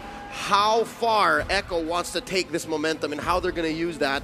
And we'll see exactly how Oh My Venus shot calling and leadership is going to come into a moment like this for their team, wherein their backs are against the wall. It's not quite match point just yet, but this is dire straits. Agents all around the world, I know for sure, even here in Tennis and Sinayan, are feeling the pressure. Definitely, right? As the defending champion, making it all the way here to a back-to-back grand final. There's a lot of pressure on their shoulders already. Yeah. On top of that, Echo, the young blood, Sanji Sanford, 16-17, they want that title. They're hungry for it. And it's right here, center stage, seconds away from the draft. We're going into game number 3. Coaches and analysts have major decisions to make. What are we opening up for trade? It's Echo now on the play, blue side, banning out the Diggy, the Estes, and the Glue, while Blacklist take out the Cho, the 1-1, and the Eve. I just want to say one thing. Echo, they're showing full respect. The Blacklist International, their first pick, they're betting out the Estes as well as the Diggy, because if they can always make sure that they're getting OHEB as well as Haji, the only way that they can be saved is having a little bit more HP. So getting that out of the way, I really feel like Echo has broken the code. As long as they can sustain long in the fight, then it's GG, because Wise can be in front all he wants. We really don't care. Ohem and Haji is not there, we're going to win. But sacrificing the Fredrin, they're getting the Fredrin for themselves and letting go of the carry. How do you feel about this? I feel like it's a risk that Coach Treb and Pick are willing to take. Wow. And now even the Farsa is out of Sanji's hands. But they have a response just as quickly. Oh my this God. This is Echo showing preparedness, showing momentum, showing courage. And showing they know what Blacklist is going to go for. Yeah, just like how Blacklist, Oh My Venus specifically, is ready for that Estes ban, Echo seems to have a play out of their playbook as well. There's so much to play with now if you're Echo, right? It's insane. Fredrin first pick, the carry was responded with. That was a good pick by them. But then, hey, Echo banned the Estes and the Diggy. Usually you'd see the Kaja here. Kaja was open. They also answered that backline threat that Blacklist have with their own. Here, in the Lapu Lapu, they can dive. This is such a good composition already for them, and you can see what they want to ban next. It's Barats. Every single time, they understand who to ban for. In game number 1, it was Venus who was targeted. Game number 2, you can see a mix. Now, they noticed, hey, we picked up a hero for Wise, and he hasn't picked up a hero in the first phase. It's time to really go down and ban him out. How do you feel about this Colt Lafell Wise, who's confident in winning the M4 World Championship again, because he's the only one who didn't use any assassins. He has 1,000 confidence, but how is that going to come into play here? Because that's a lot of non-assassins being banned out, specifically the Barat, and then his Fredrin's taken away from him as well. I think what he's really trying to convey is that I don't bend towards the meta bend towards me. That's why he's really confident, because people can tell him all day that, oh, the Ling is good, Hayabusa is broken and everything like that, and he's like, sure, but my name is Wise. I choose what I want to play. And now, looking at Barats and Akai getting banned, what is he going to play? But I will say, I'm not actually looking at Wise to really change the game. If he does, then that's great. I'm actually looking at Edward, because I kind of feel like Edward is the key going up against this kind of draft, seeing the Kaja, seeing the Lapu Lapu, seeing the Fredrin. He should be the space maker and the initiator for Blacklist International to make sure that OHEB and Oh My Venus have optimal way to actually go into a fight. Thing is, Blacklist International, they've tried that, right? They gave Benedetta a playmaking hero to Edward. In the second game, they gave him Glue to buy a little more time. Play as a distract. Oh no, sorry, Joy, my bad. Distract, right? But it didn't work both times. Now, what's open for him is that Benedetta, right? Wise is going to pick up that box share first. I was actually thinking the Valentina in the jungle. We haven't seen it in a long time, but with the Kaja having that Divine Judgment, it's a good ult to take. Benny still wants to play that Brody, knows that up against the carry, he actually has a bigger advantage here compared to last game in terms of just laning. If anything, since the Valentina is not banned, might go into the hands of Echo, but it looks like Coach Treb and Coach Tic Tac are reading into it. I think they're afraid that Bonchan and Master Basics are ready for it. Because again, it's wide open, right? But you need a good level of burst to make Echo's lineup work. I think the better option here would be the Lilia, right? You get a bit more sustainability. You already have such a good composition to dive in, but it does seem like they... Whoa! Whoa! Nope, not the Valentina, not the Lilia. They want to go in. Dude, it's like, let's end this game as quickly as possible. They want to go in. Dude, I'm loving this. Okay, so Edward picks up the Yuzong. And again, this is what I want to see because he has to be the one to dictate the fight. He has to go in. But man, oh man, the burst, Kaja picks up anyone. You got the Gushin. You got the Brody. Okay, here's the thing. I love the draft. Works or not, I love the draft. Yep, this is a throwback to about 2 or 3 months ago when MPL Philippines, MYID were in Season 10.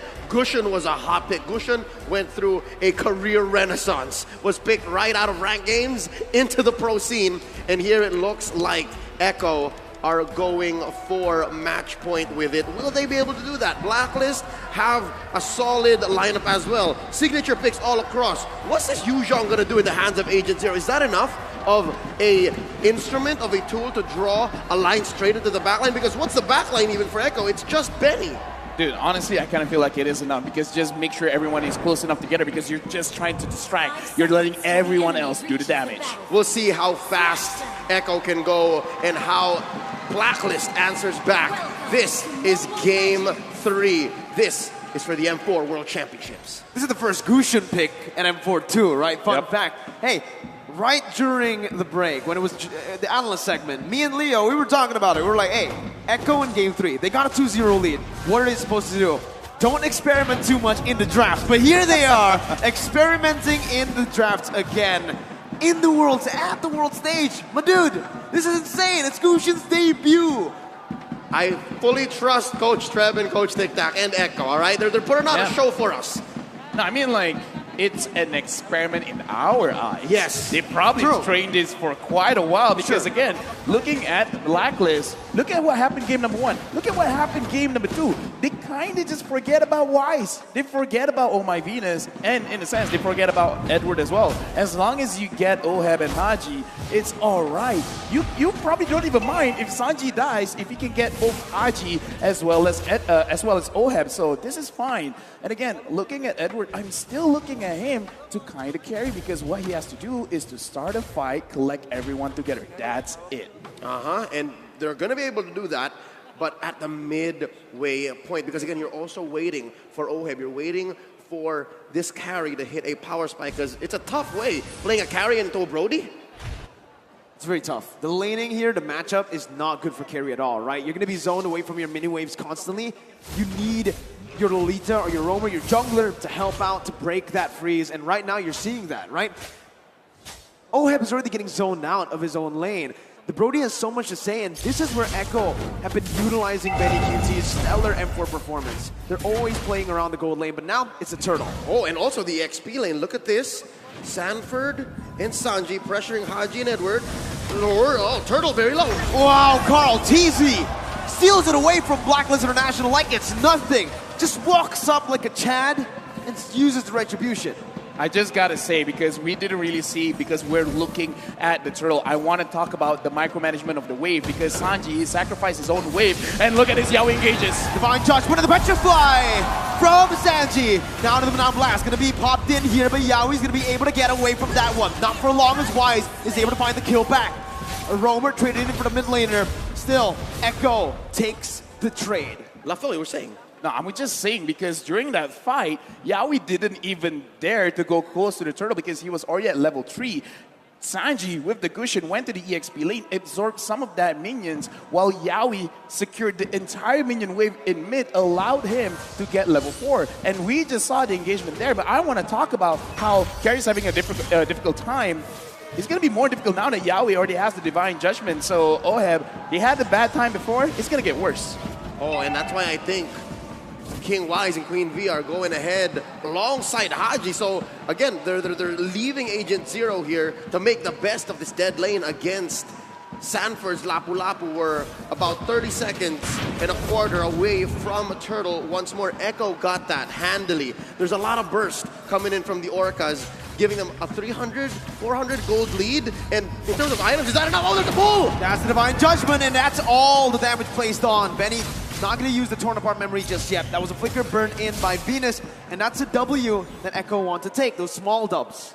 Yeah, and again, as we said, you're already setting up your own playstyle. Get the level 4 as quickly as possible. Sure, it was slightly delayed because they went for something in mid, but now you can see they're putting a lot of pressure onto Blacklist International. This is what they've been doing. They're making sure that Blacklist can't stay long in their own lanes. They can't stay long in front of the turrets because they're setting things up. Yawi is still here. Even if he doesn't go in, just the mindset of I could get engaged is very terrifying. Oh, Black Dragon form already. Break it out. It's on to Carl TZ now. And as you can see, Carl TZ is going to be targeted down, but a lot of damage. That's going to be the Razor's Wrath to buy a little bit more time, but he will be slain. Sanji finding Venus. Haji going to be the target right now. Sanji jumps into the Petrify as well. That's a double kill for Nagushin at M4. Sanford knocked out by the Furious Dive. Yaoi going to be able to dodge away right there from the skill shot from Edward, but Edward's going to be targeted down now. Sanji looking for it, gets it, and it's a triple kill. Unofficial, but still a triple kill for Nagushin that's making its debut on the world stage in the grand finals. And this propels Echo about 1,000 gold ahead, and it's just back to business. Carl Tizzy making quick work of this turtle. Honestly, in that team fight as well, Oh My Venus had a very good shot of using the Numinum Blast, but then gets cancelled by Yaoi, pulling him to the side, saying, no, my team can't handle itself. And Oh My Venus engages off Yaoi, and Yaoi escapes that. Using the flicker, but again, it's all right because Echo, they're in control. Even in the team fight, they're micromanaging everyone's skills, everyone's ults to make sure that they don't get punished, to making sure that the Orcas are always going to be the one getting those kills. And because of that pressure in the bottom lane and the relative absence of Blacklist from those responses in the bottom after the turtle take, they got pushed on bottom. Oh, it's a fight up top. Haji gonna be stunned up, hands up for the airstrike. Sanji gonna be taken low, taken down, shut down by Haji. But Haji falls as well. Sanford! Oh my God! With the Bravest Player! Jumps in, flickers forward. He knows exactly what he was doing. He finds 2 on the board. Not even the observers can believe it. It's going ham up top for the House of Highlights. And Sanford just as quickly rotates down bottom. Wise, they're not done with him. They're still going. The torn apart memory slays Wise as they pick up the tier 1 in the gold lane. 3,000 gold lead. Conversion through the roof for Echo here. They're taking trades. They're taking bodies, taking turrets. Now 30 seconds away from the turret. Where does Blacklist find an angle for a comeback? Okay, now we're looking. Oh My Venus is going to get punished. Now you see him, now you don't. 2 members disappearing from out of nowhere.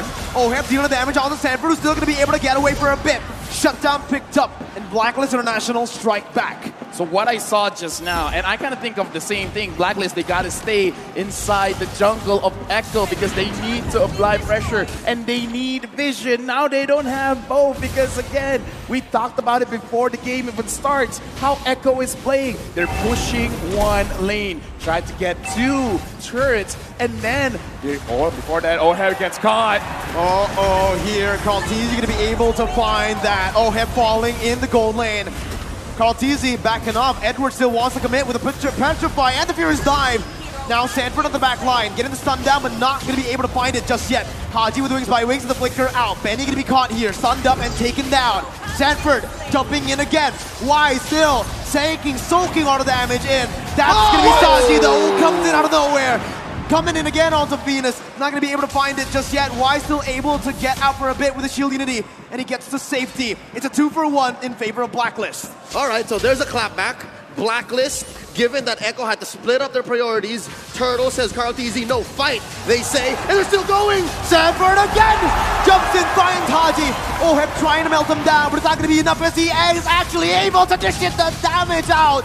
Oheb now going to be targeted down so low. He flickered out of there, but he's still going to be caught. Yaoi finds the Divine Judgment. No commitment just yet. Echo decide to pull back. All right, touche. We pull a treaties for now. Yep. 8 minutes in, 3K ahead Echo. What's the item game looking like? The item game is just showing Sanford. He only has the Bloodless Axe as a damage item and the Dominance Eyes just for armor. But again, looking at that, Sanford really should have died. But because Dominance Eyes now lowers the attack speed of your opponent, so Oheb doesn't have maximum attack speed at that point, and he just out-heals Oheb. Oh man, you can see the carry is just so behind. Corrosion Staff, Golden Staff, he needs that with the nature, but he also needs an Athena at this point, right? There's so much damage output that Echo can deal, and Blacklist are just not ready for that kind of dive. Yep, it looks like Echo evolved their strategy from game 2, wherein it's not the amount of damage you have, it's where you put it, given the skill shots that Echo have to get in to be able to get these kills. Now 13-6. It just shows that they are playing off of momentum. Oh, look at this. Oheb gonna be stunned up, gonna be taken down by the total bomb memory. Flicker out by Benny QT as Wise is looking to re-engage with Edward as well. That's a stun coming in. Benny still able to escape, and he breaks the entire team.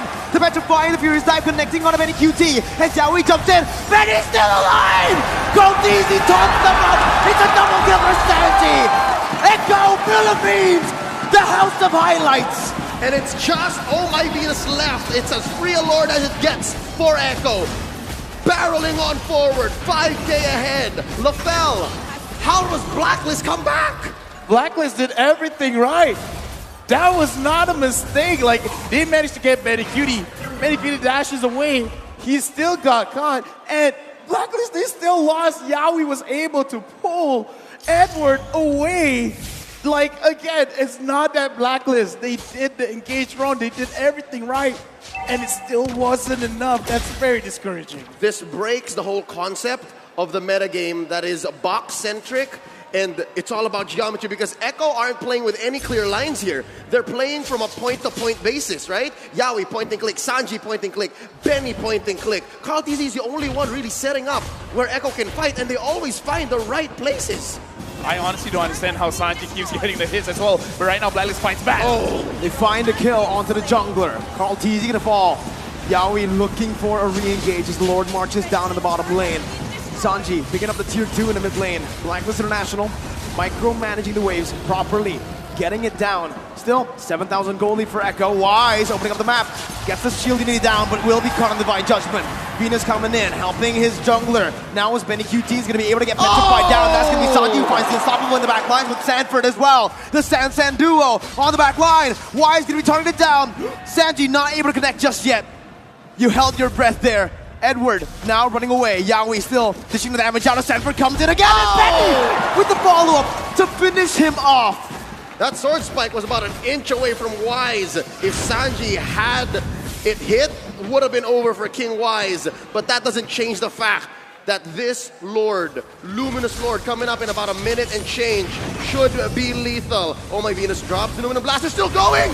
That's going to be the Feather Airstrike onto Yaoi. Still going to be able to get out. Athena's shield popped in with Immortality as well. His torn apart memory will be thrown out. Sanford falling to the hands of Oheb as he is able to find that kill. But it's just a 1-for-1. Echo decides to back off. Base turret still up, except that top side. So in the defense, Blacklist had their priorities split up. Take down members of Echo, clear the waves. Something's got to give. That's that inhibitor up top. That's permanent damage. Yeah, right now, Echo, they've already set up their checkmate because the Lord is going to come out. That is going to be something that Blacklist have to contest.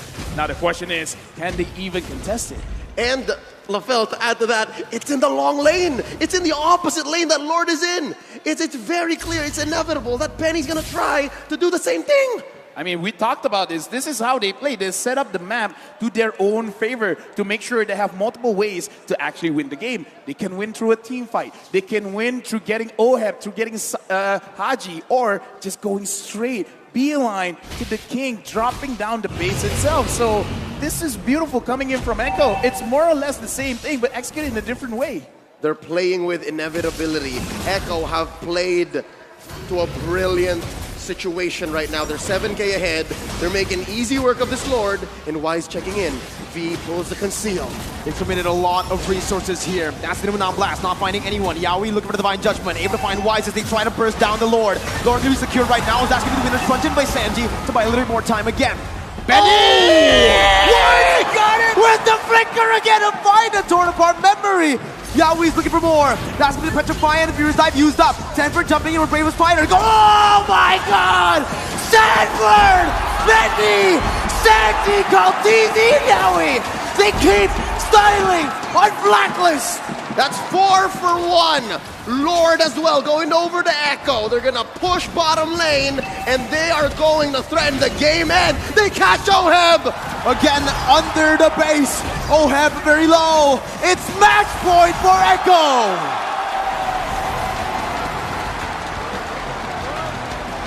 The world champions have never been pushed to the limit, not like this. Echo Express are pummeling on through. They are at match point. Here's the thing, man. What are we watching? We're watching history. Defending champions. Will they be able to defend? Because again, it's not like reverse sweep doesn't happen. It does happen. Even though Echo, it looks like they're very oppressive, it's not game over. Because again, we've seen time and time again. In fact, M1 reverse sweep happened. It can still happen here, but I gotta say, as an analyst, I'm watching the game. Game 1, Game 2, Game 3, they're more or less the same. Go to one lane, grab 2 turrets, set up the checkmate. In all 3 games, Echo is able to set up the checkmate. Just honestly, what was that? Every member, I know we said this, we've been saying this, but seeing it in the grand finals, where all 5 members are in form, where all 5 members know exactly what to do at every given minute, it is a sight to behold. Echo already putting their foot down here. Match point against the defending M3 champions. It is team fight excellence. They know how to re-engage. They know how to find the right targets. And say what you will about experimentation and how it may have resulted for them in the knockout stage. But now, with a debuting Gushin, Echo puts Blacklist International at match point. They threaten taking home the M. Dude, they've been saving it. Every play was a TikTok play. And with that, we'd like to remind everybody of the TikTok Live Carnival. Cheer up for M4 and watch the matches, M4 matches on TikTok, and using M4 exclusive customized gifts to cheer up for the teams. There will be a chance to be on TV too and win abundant gifts. Take a sneak peek at M4 events and be the first to receive info all about these rewards that you can get. The M4 Pass will be available on the 20th of December with exclusive rewards such as the Beatrix Light Chaser skin, the Beatrix Stellar Brilliant skin, and the M4 Beatrix figurine. Emotes, sacred statues, spawn effects, recall effects, and avatar borders and trail effects await you. You can get all the special skin as well, the War Lion, for free by completing tasks too. Starting the 24th of December, the M4 support chest will be available in-game. Open it to get loads of M4 Pass EXP and stand a chance to receive a mysterious gift. On the day of the M4 Grand Finals, that's the day, the 15th of January, expect to get an avatar border for free. In the M4 Battle Night event, that's on the 21st, unlock a skin chest by completing tasks and pick a skin of your choice within the chest. Use the hashtags Mobile Legends Bang Bang, hashtag MLBBM4, and hashtag Dare to Be Great when talking about it on social media. Speaking of which, SOCMED should be going wild right now. Oh, yeah. Echo at 3-0? Echo at 3-0? Yo, you know what? The chat, everyone watching, let's talk about Sanford, Sanji, and Benacutie. That was amazing. Make them trend. Folks, we'd love to talk forever about it, but we need to throw it over to our analysts to break it down further. Thank you, casters. Breaking news. A revolution is about to begin. A new generation of Filipino Mobile Legends is here today, and we're here to break it down for you step by step. My name's Kitty Q. This is going to be Assassin Dave with Wolf here on the stand. Gushin, boys, the hot topic of this match. Walk me through this. Sanji Gaming. And also Sanford Gaming, but Sanji Gaming, right? That was San Gaming. I mean, like, what else can you describe it? Oh man, it's very difficult to really not talk about both Sanji and Sanford. The fact that they are the youngest players, at least in this grand final, and they're really looking like they're the boss. Sanford was amazing, and the casters were really talking so much about it. We were talking about it during when we were watching the game. Sanford was on point, on the mark, and even Sanji with his Gushin play, he outstyled Blacklist International in game number 3. The young fingers. That's all I can say. Way too good. Way too good. really way too good overall. I mean, I have to give it to Sanford here. I really hope he gets an MVP, or even Sanji. Both of them absolutely deserve it. But what Blacklist could have done in this particular situation? Oh, they really wanted to go for the burst down with all of their magic damage, right? Even when you think about the Baxia, you want to make sure that Echo will not be able to sustain. However, they kind of lost the integrity of their Lord fight. Whereas for Echo, you can see with Carl TZ the Fredrin, the ultimate, use it together with the Retribution. Turtle 1 belongs to Echo. Eventually, they itemize properly with double Athena shield on both Carl TZ and Yaoi, making it so that Blacklist International had severe lack of damage.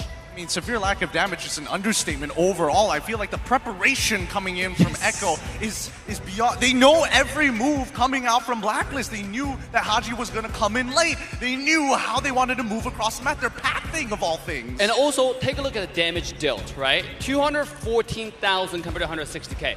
The whole game, you can see Echo was just more open to do damage, right? We're in the backstage talking about, okay, what can be the mid lane pick? Maybe it's Valentina was still open. You got so many great ult you can copy, right? The Farsa ult, Lolita ult. There's so many good ult. But they decided to go with the burst. They have the Kaja played by Yaoi. And Echo's playing really decisive and aggressive today, right? That's shown from the damage. That's shown from the damage participation from Sanji, 74% kill participation. Whew, Yaoi and an entire Echo, they're just popping out today. I mean, like, this is match point now. Yeah. For Blacklist. For Echo, Blacklist, you really have to step it up. You know, I think that Echo really prepared for this because when they went up against RRQ yesterday during the finals, the lower bracket finals, they went for the macro economics. Right? They took the map. This time, we're so aggressive.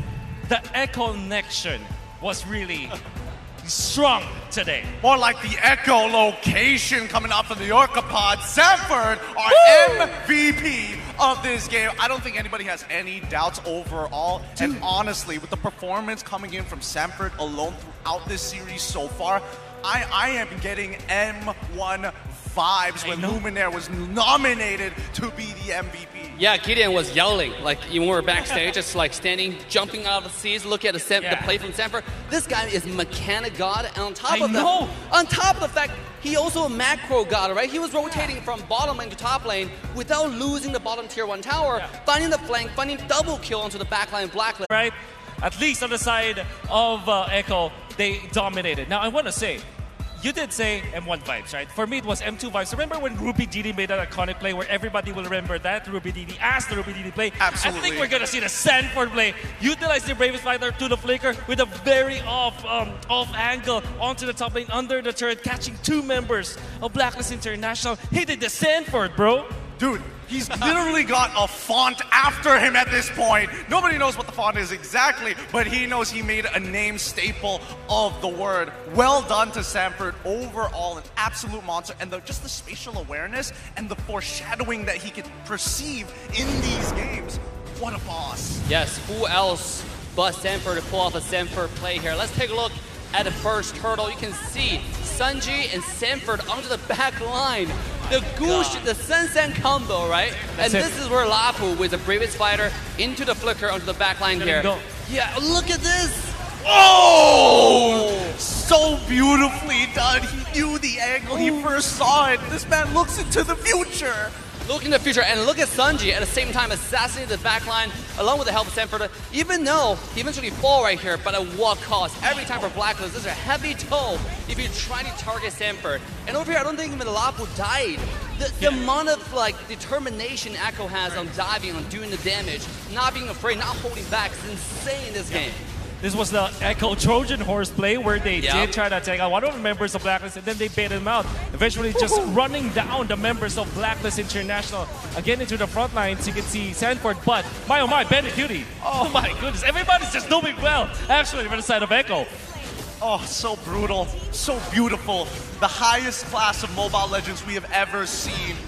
I cannot believe we get to witness this. We are just mere mortals watching gods battle it out here in Jakarta. Isn't every M series is making a brand new star, right?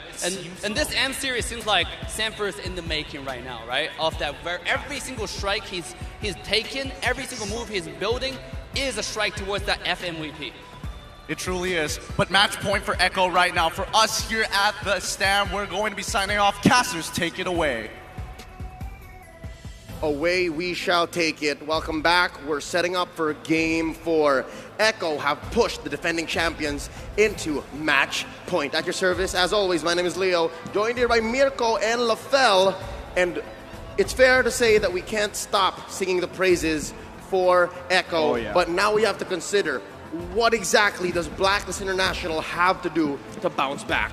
Before I even say that, I just want to protect my good friend, Assassin Dave.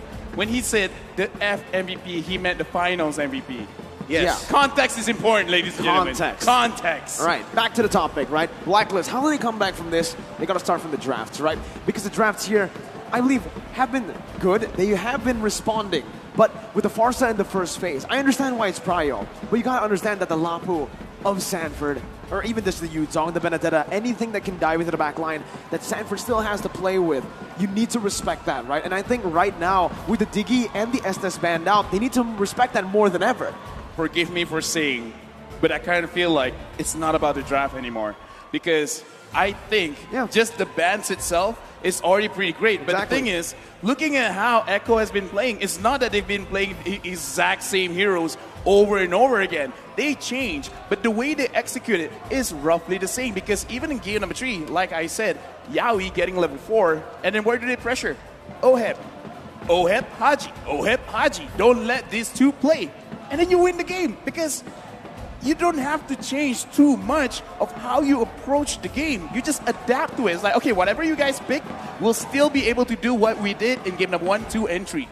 And if you're looking at game 3, you're talking about impact heroes and players. You're seeing Sanford clearly, right? Wow. Our MVP for game 3. But for Blacklist, it was wise. He was trying to do too much. He was trying to help set up ganks. He was looking at objectives, vision for his team, peeling, and again, where do you place yourself when you're getting pressured by one such Sanford? And even Sanju debuted the Gushin. That's a lot of burst. I don't know how to answer that question, right? There is no answer. There is no answer. It's You're rhetoric. right. It's so tough, man. I believe, again, we mentioned it in game, the execution, how they were playing. They did the best they could. It was literally the best case scenario for them in terms of how they were rotating, how they were looking for fights, how they were prioritizing targets too. They went into Benny, who was overextending, who was overcommitting, but they weren't able to find it. If I'm allowed to say so, this might sound like heresy, but the way Echo is playing now, so far in these 3 games, again, you mentioned it's not like they're trying out too crazy things or introducing too many elements into their draft. It's like they're the new Blacklist. They just need to change a few things and then approach it the same way. But instead of the whole calculated and slow-paced and very deliberate way of taking games, dominating, the difference is Echo is explosive. In my personal opinion or my personal view, is just that make the game simple. Trust your players' mechanics because that's what's been going on. Getting 2 turrets. Who do you catch? Oheb and Haji. Don't think about anyone else. Trust your instincts. Trust your mechanics because being on the world stage, you have so many things to think about. You're thinking about the hundreds of thousands of people watching you play. The crowd here roaring. The players are hearing it all. We casters are talking about their game. You have to be able to shut everything quietly, simplify it, and then just play your game. And we'll see if that will be enough for Blacklist International to dent Echo's record, because so far, Echo have been flawless. They have executed everything perfectly, including the draft. We're about to go into game number 4. Major decisions are about to be made here. It's Blacklist on the play. Echo answering back. There goes the Cho. There goes the Kaja. Echo bans out the 1-1 and the Estes. Man, last game, game number 3, in the draft, Blacklist International were able to secure 2nd pick. That was the most, that side is the most success they found in M4. 72% win rate on the red side as the 2nd pick.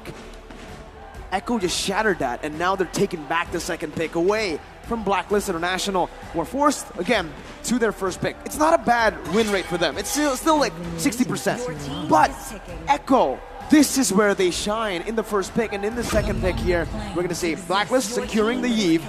Echo, what do they respond with? They respond with Glue and Fredrin.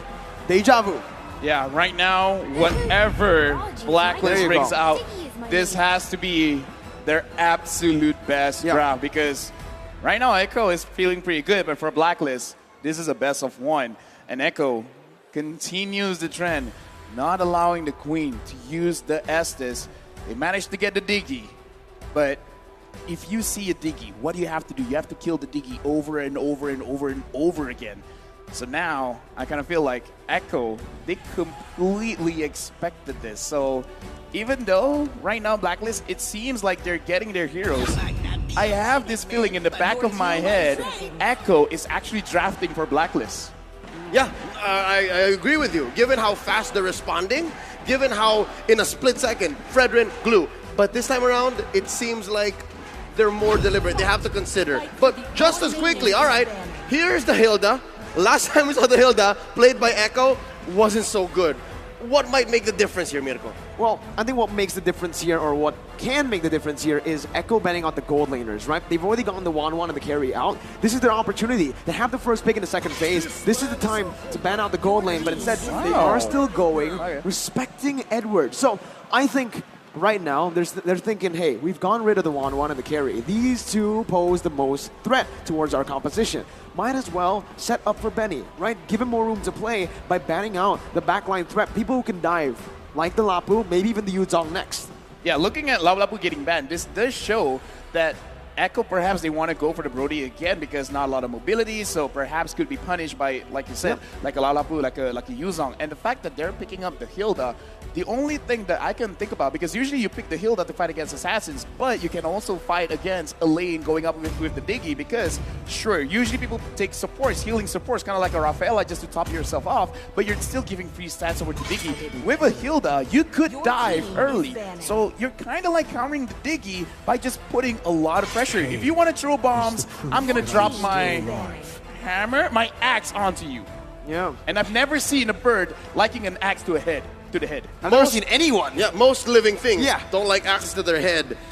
Real quick, still doesn't have a hero here for himself in the draft. Let's talk about Benny Cutie. For me, the thing I changed the most is my mindset. It was like I was holding back. Maybe because I'm scared other people will blame me. But this M series, it's like I'm all out no matter what happens. That's it. So that's what is just powering Benny Cutie here in the M series at the grand final stage is he doesn't care about what the others think anymore. It's just for him and for his team. As a veteran, he's got nothing to lose now, right? He is in the biggest stage. They pick up the Lunox. And this is such a brilliant Lunox pick because it's a flex pick. Yeah, it's still flexible. They saved the mid lane and the gold lane is the last pick, and now you really see it, right? The Barats was picked up. The Lunox was left open. They went for the Harith. And this flex pick is going to cause havoc for Blacklist International. I'm going to call it out.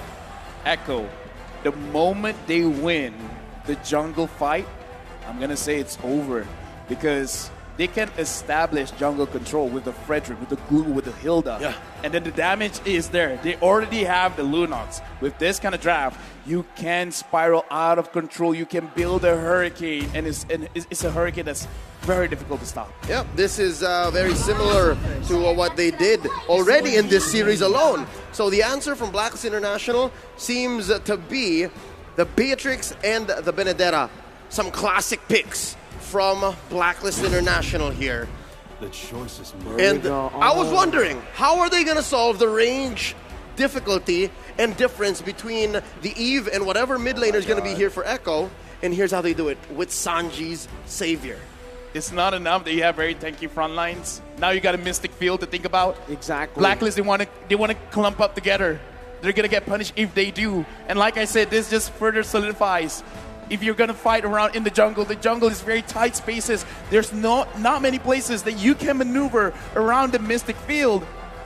All they got to do right now for Echo, crush two, just take 2 turrets in any lane and then establish jungle control. This is a very scary draft.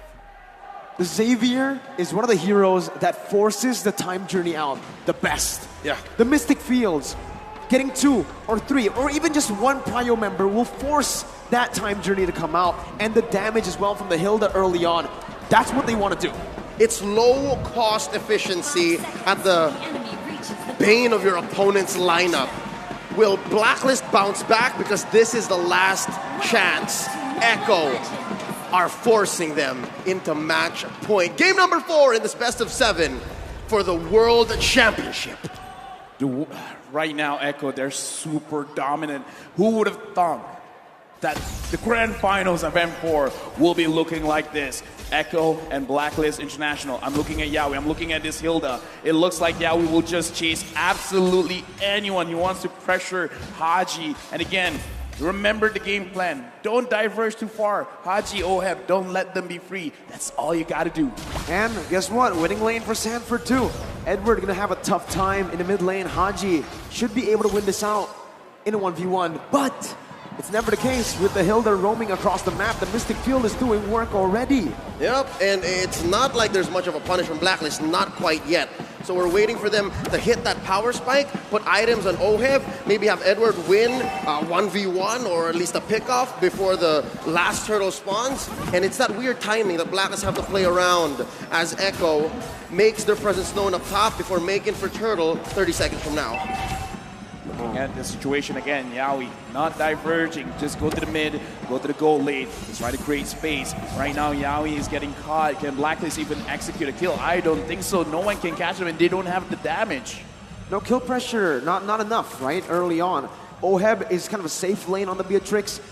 Venus can have some sort of pick potential with a reverse time, but then the case is you're trying to catch Hilda with sprint.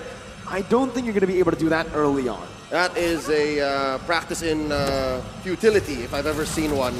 Now Yawi pushing away Oheb. And the thing is, this was a 3v2 situation about a minute ago. And what this allows is for Echo to have a priority with the turtle. They're already pushing for it. Carl Teasy and Sanford.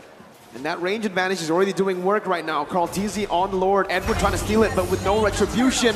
Carl Teasy is just going to be able to poke Edward down, securing the first objective of the game with no trades on the board. And look at Sanford already oppressing. Oh no, this is a disaster for Blacklist International's. Wise is going to be able to pop the death in his welcome, but now it's Sanford who's on the split. It's the first blood over to Echo. Haji looking for some compensation, but that's going to be Yawi who tries to help him out. The split's there for Sanford. He gets out. Venus trying to find that kill off. Reverse time, bringing it back, but Sanford's still alive. Has the slam, and the pass, and Haji gets picked off. Sanford is still alive, and Yawi is beating Oheb with a dotting line as well. Oheb forced the flicker out. The time journey comes in. 1,000 gold lead in 3 minutes, Yawi. Oh my goodness. Close call. Yeah, right now, again, look at the checkmate being set up. Echo, who are they pressuring? Haji, as well as Oheb, and now, just for addition, Wise as well. They're pushing around mid. They're pushing around the gold lane, and now it looks like they could have a possibility of controlling the jungle. We predicted it, and now Echo, they're slowly but surely making it happen. LaFell, up top. Benny Curie has chipped away at almost a whole shield. 3 minutes in. 3 minutes in, and they're about 2K ahead. What do you have to say, LaFell? You know, that's a mage. You're thinking of probably like, hey, that's what Bruno does to a turret. That's what Brody does to a turret. Hey, Lunox is here too. It's a good snipe by Oheb, getting a trade back. Wise now looking for it, but that's the Lunox right there. The brilliance is always ready to get you out of these tough situations. Oh, look at Carl Teasy. The angle spots out V, forces out a time's journey. Oh! That's it. That's a time journey baited out.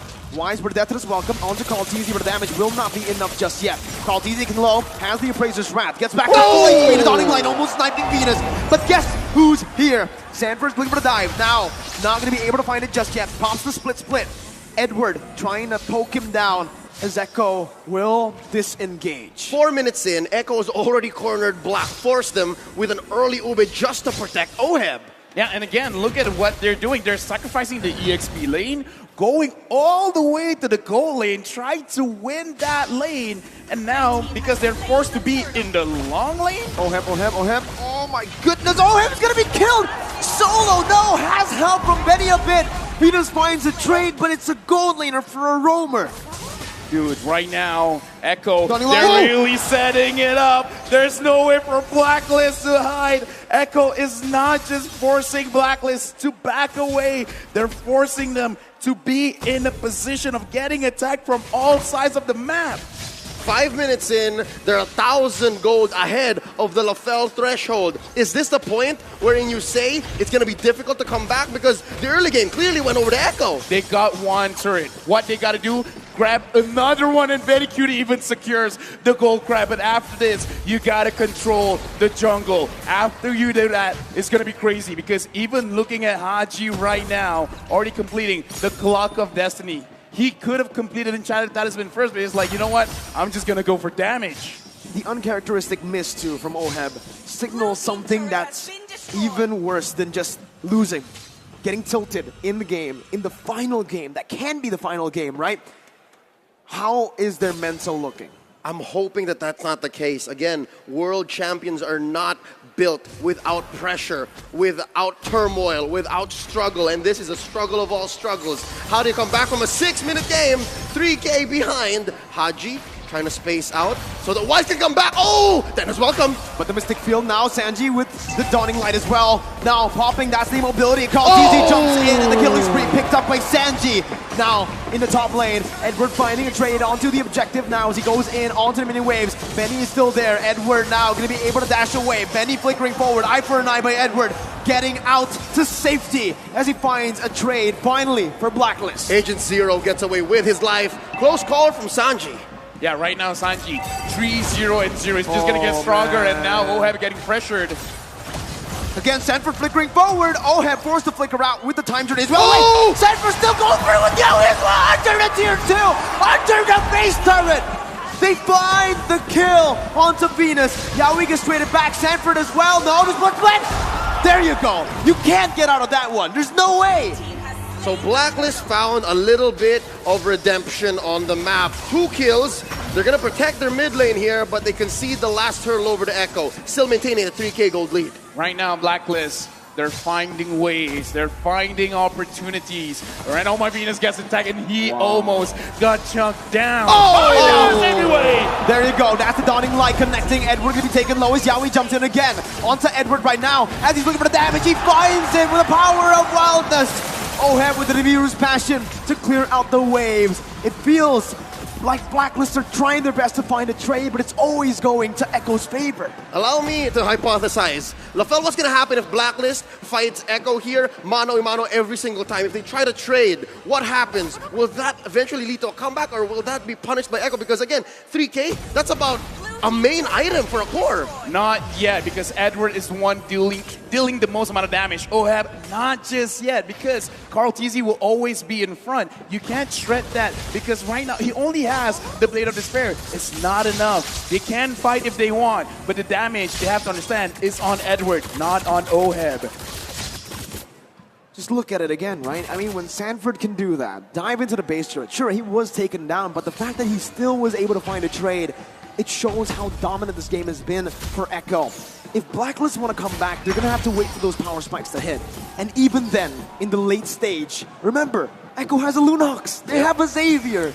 And it's a delicate dance that Echo have to go with here. Much like a Lord dance that goes for a minute and a half, Echo have to temper between aggression and discipline. They force out a flicker against Sanford down bottom. They push a main artery in mid.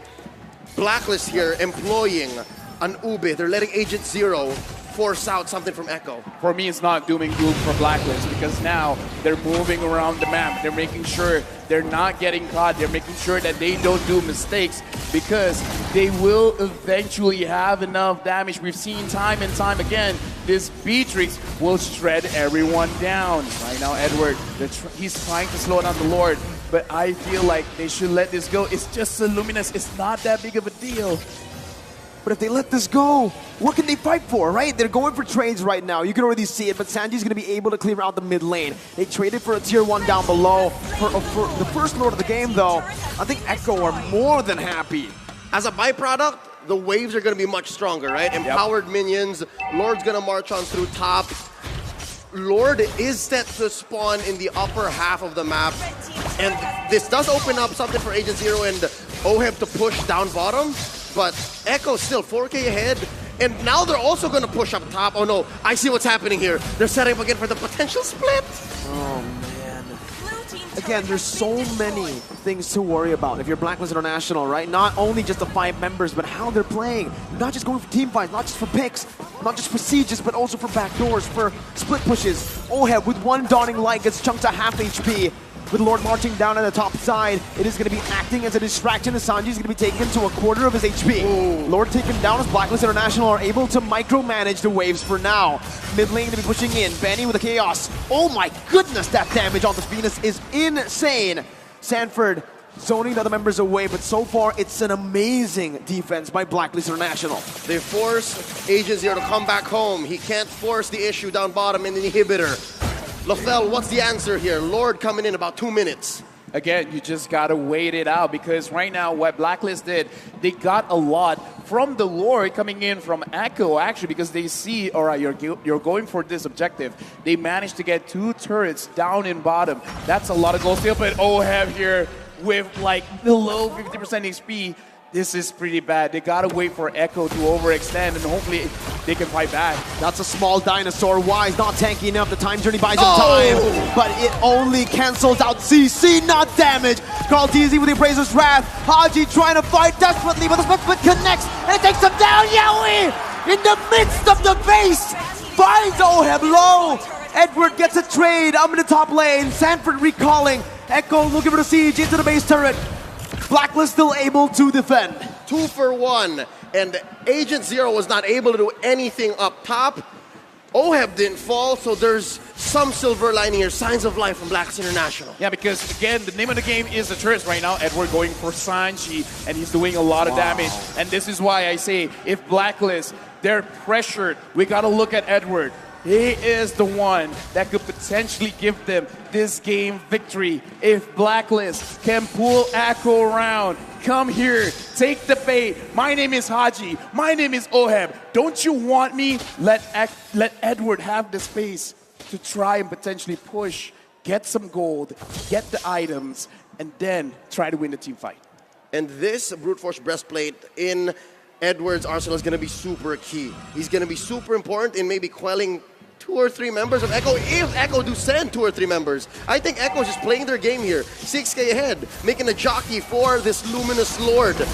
If they do take this Lord for free, which is likely, oh Lord, that's very quick, they're definitely going to get at least 1 inhibitor. That was like, what, as fast as securing a buff? That was even faster, even honestly. faster than securing a buff. Yeah.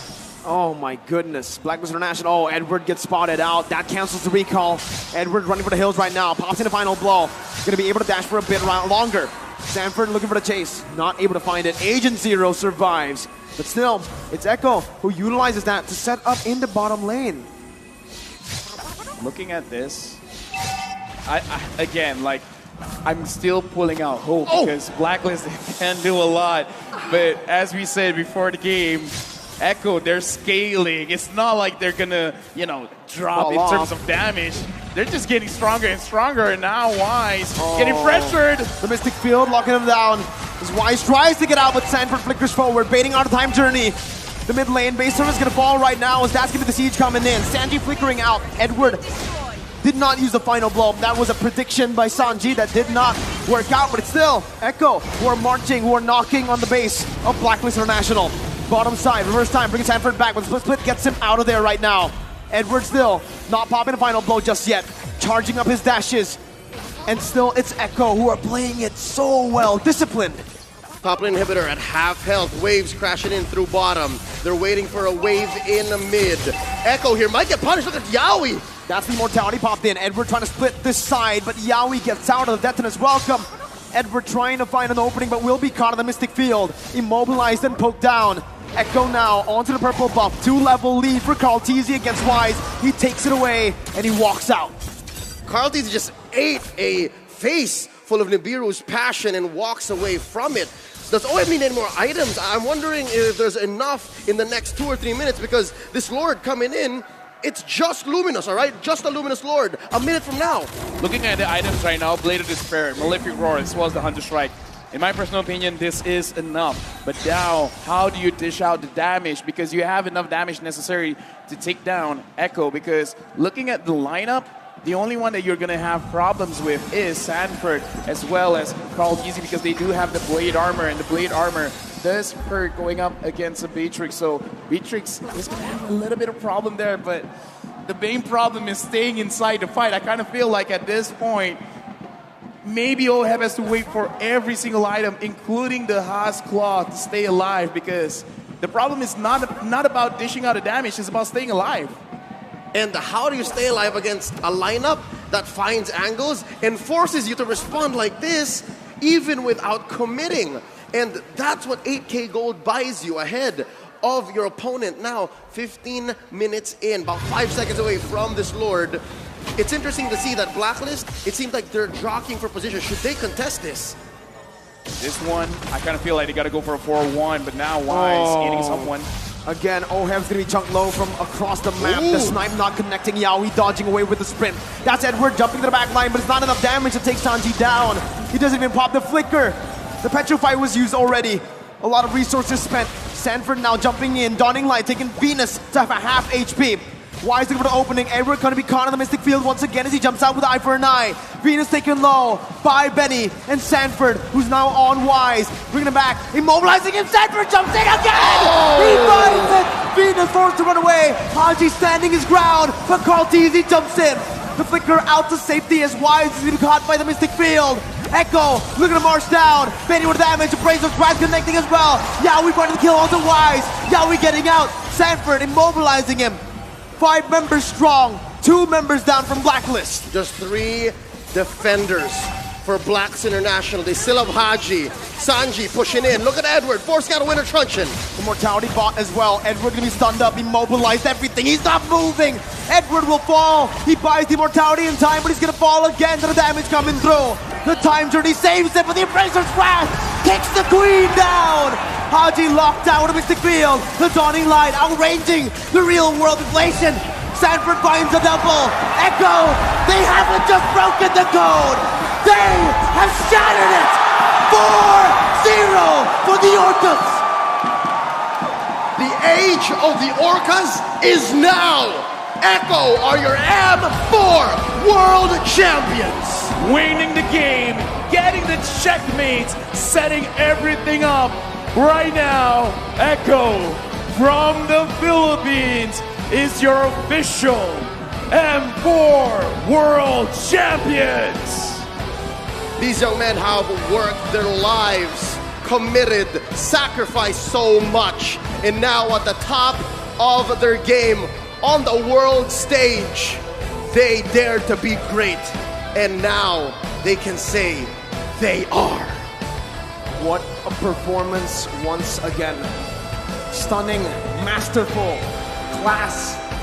All the good words that you can use cannot describe how dominantly they were able to take down not just any team, the defending world champions, the Filipino MPL champions.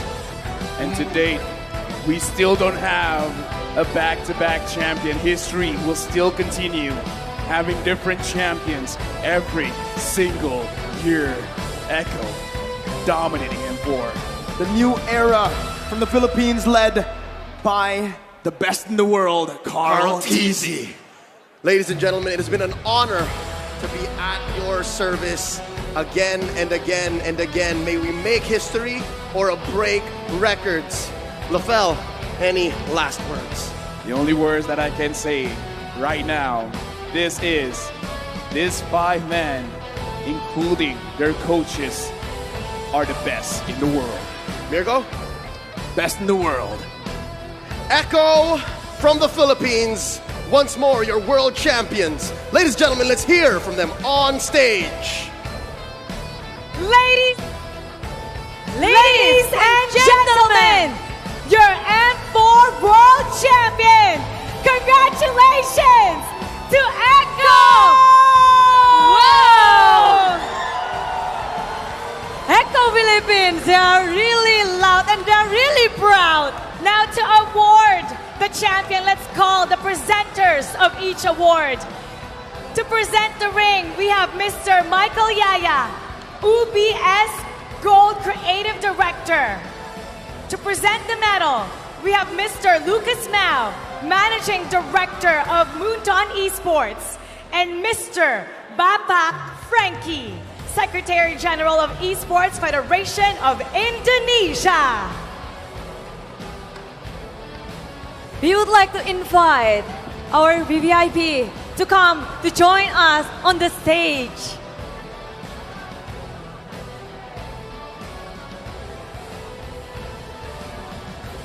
Echo has done it. They are the world champion.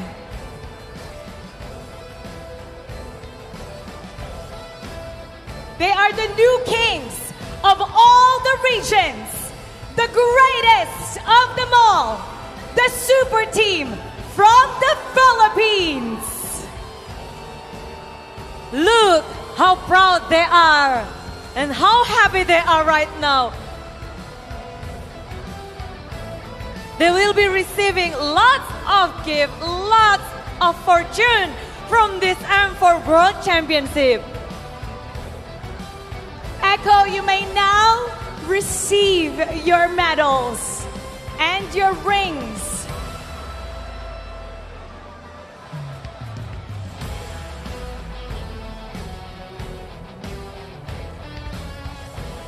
Oh, the first one is the ring from UBS Gold. Benny Cutie!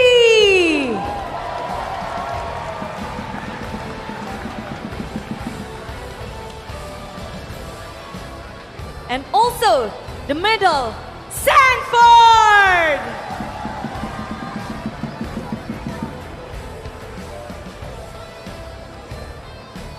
Cartesi!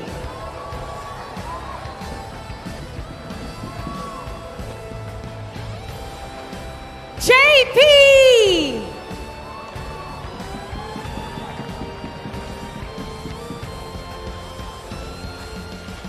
Sanji!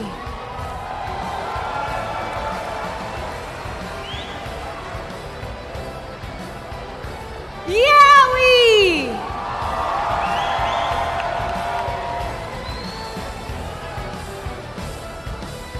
Two-time champion Carl Teasy!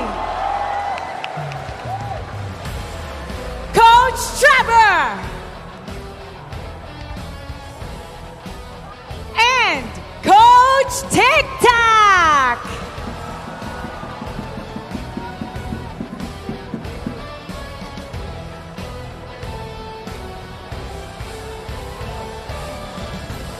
We also have Miss Sophie Guo, Moonton Regional Esports Head, to present the Finals MVP Awards with Mr. Michael Yaya.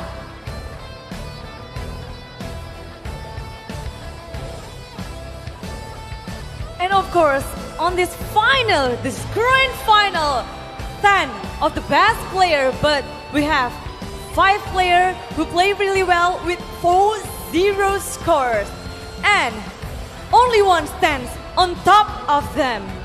Champions will also get a Champions Tour by the Ministry of Tourism. And of course, our champions will get to choose the skin of their choice.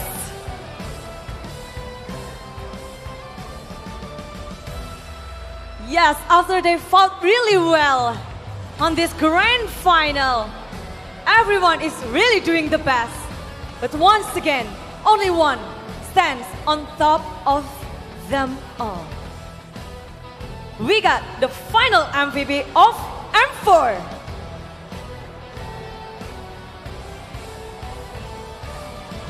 Now our partners in the media will take a photo with our champion.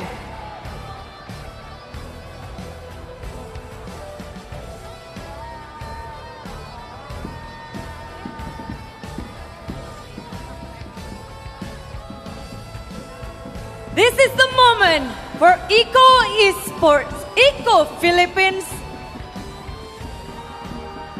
Eco Philippines.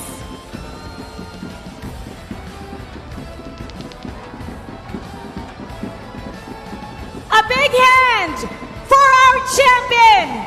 They dare to be great. They have shown the greatness. Echo!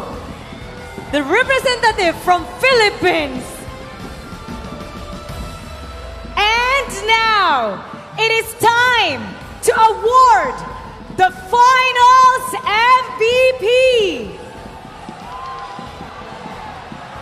Who gonna get the title of the final MVP? The finals MVP goes to Benny Cutie! Hurricane Benny has come to the world stage and have taken us by storm. He has proven that he is legendary.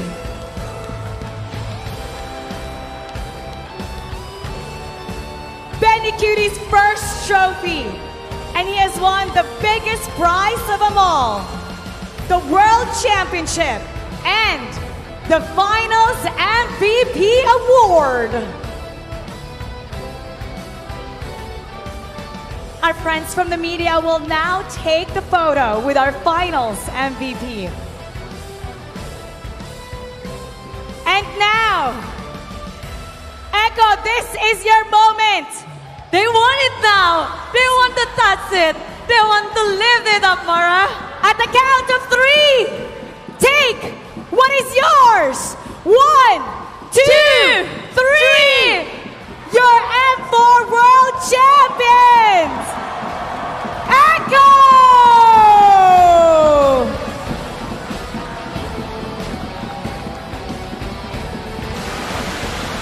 Congratulations!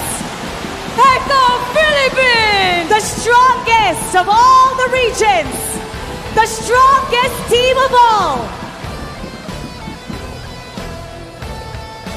They're loud, they're proud. Echo Philippines.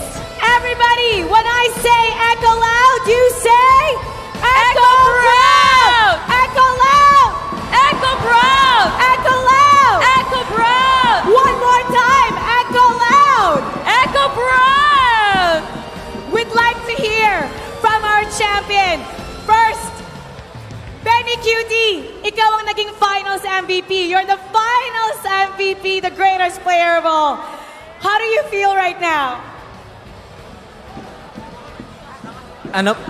Nararamdaman ko po sobrang saya. Tapos, hindi ko pa mapaliwanag eh. Gusto ko pong umiyak na ayaw lumabas. Kaya, ewan ko, sobrang overwhelming lang siguro sa akin lahat ng pumapasok sa utak ko, sa puso ko. Yun, hindi ko na alam sasabihin. He is so overwhelmed. He is so happy. He feels like crying, but he can't express his emotions right now. He is speechless. Carl Teasy, the only player who has done this 2-time world champion. Wow! 2 How times. do you feel? Parehas lang po. The same. It feels the same as Benny Cutie. Yawi, you're holding tears back right now. What's going through your mind? 4 zeros. Di na po kami first round exit. Ngayon kami na po pinakamalakas sa buong mundo. They're not just first round exit now. They're the strongest team in the world. I have to hear from the youngest one, Sanji Sanford. Para sa nagbunga po lahat ng pag-aarap ko, ay ng mga paghihirap ko, tsaka mga sacrifices. Para sa papa ko talaga to. This is for his father. All the hard work has finally paid off. Sanji. Sobrang saya kasi first time ko lang mag-worlds, tapos ito agad kinalabasan. It's his first Worlds. And now, this is the result. One more time, everybody. Give it up for your M4 World Champion, Echo!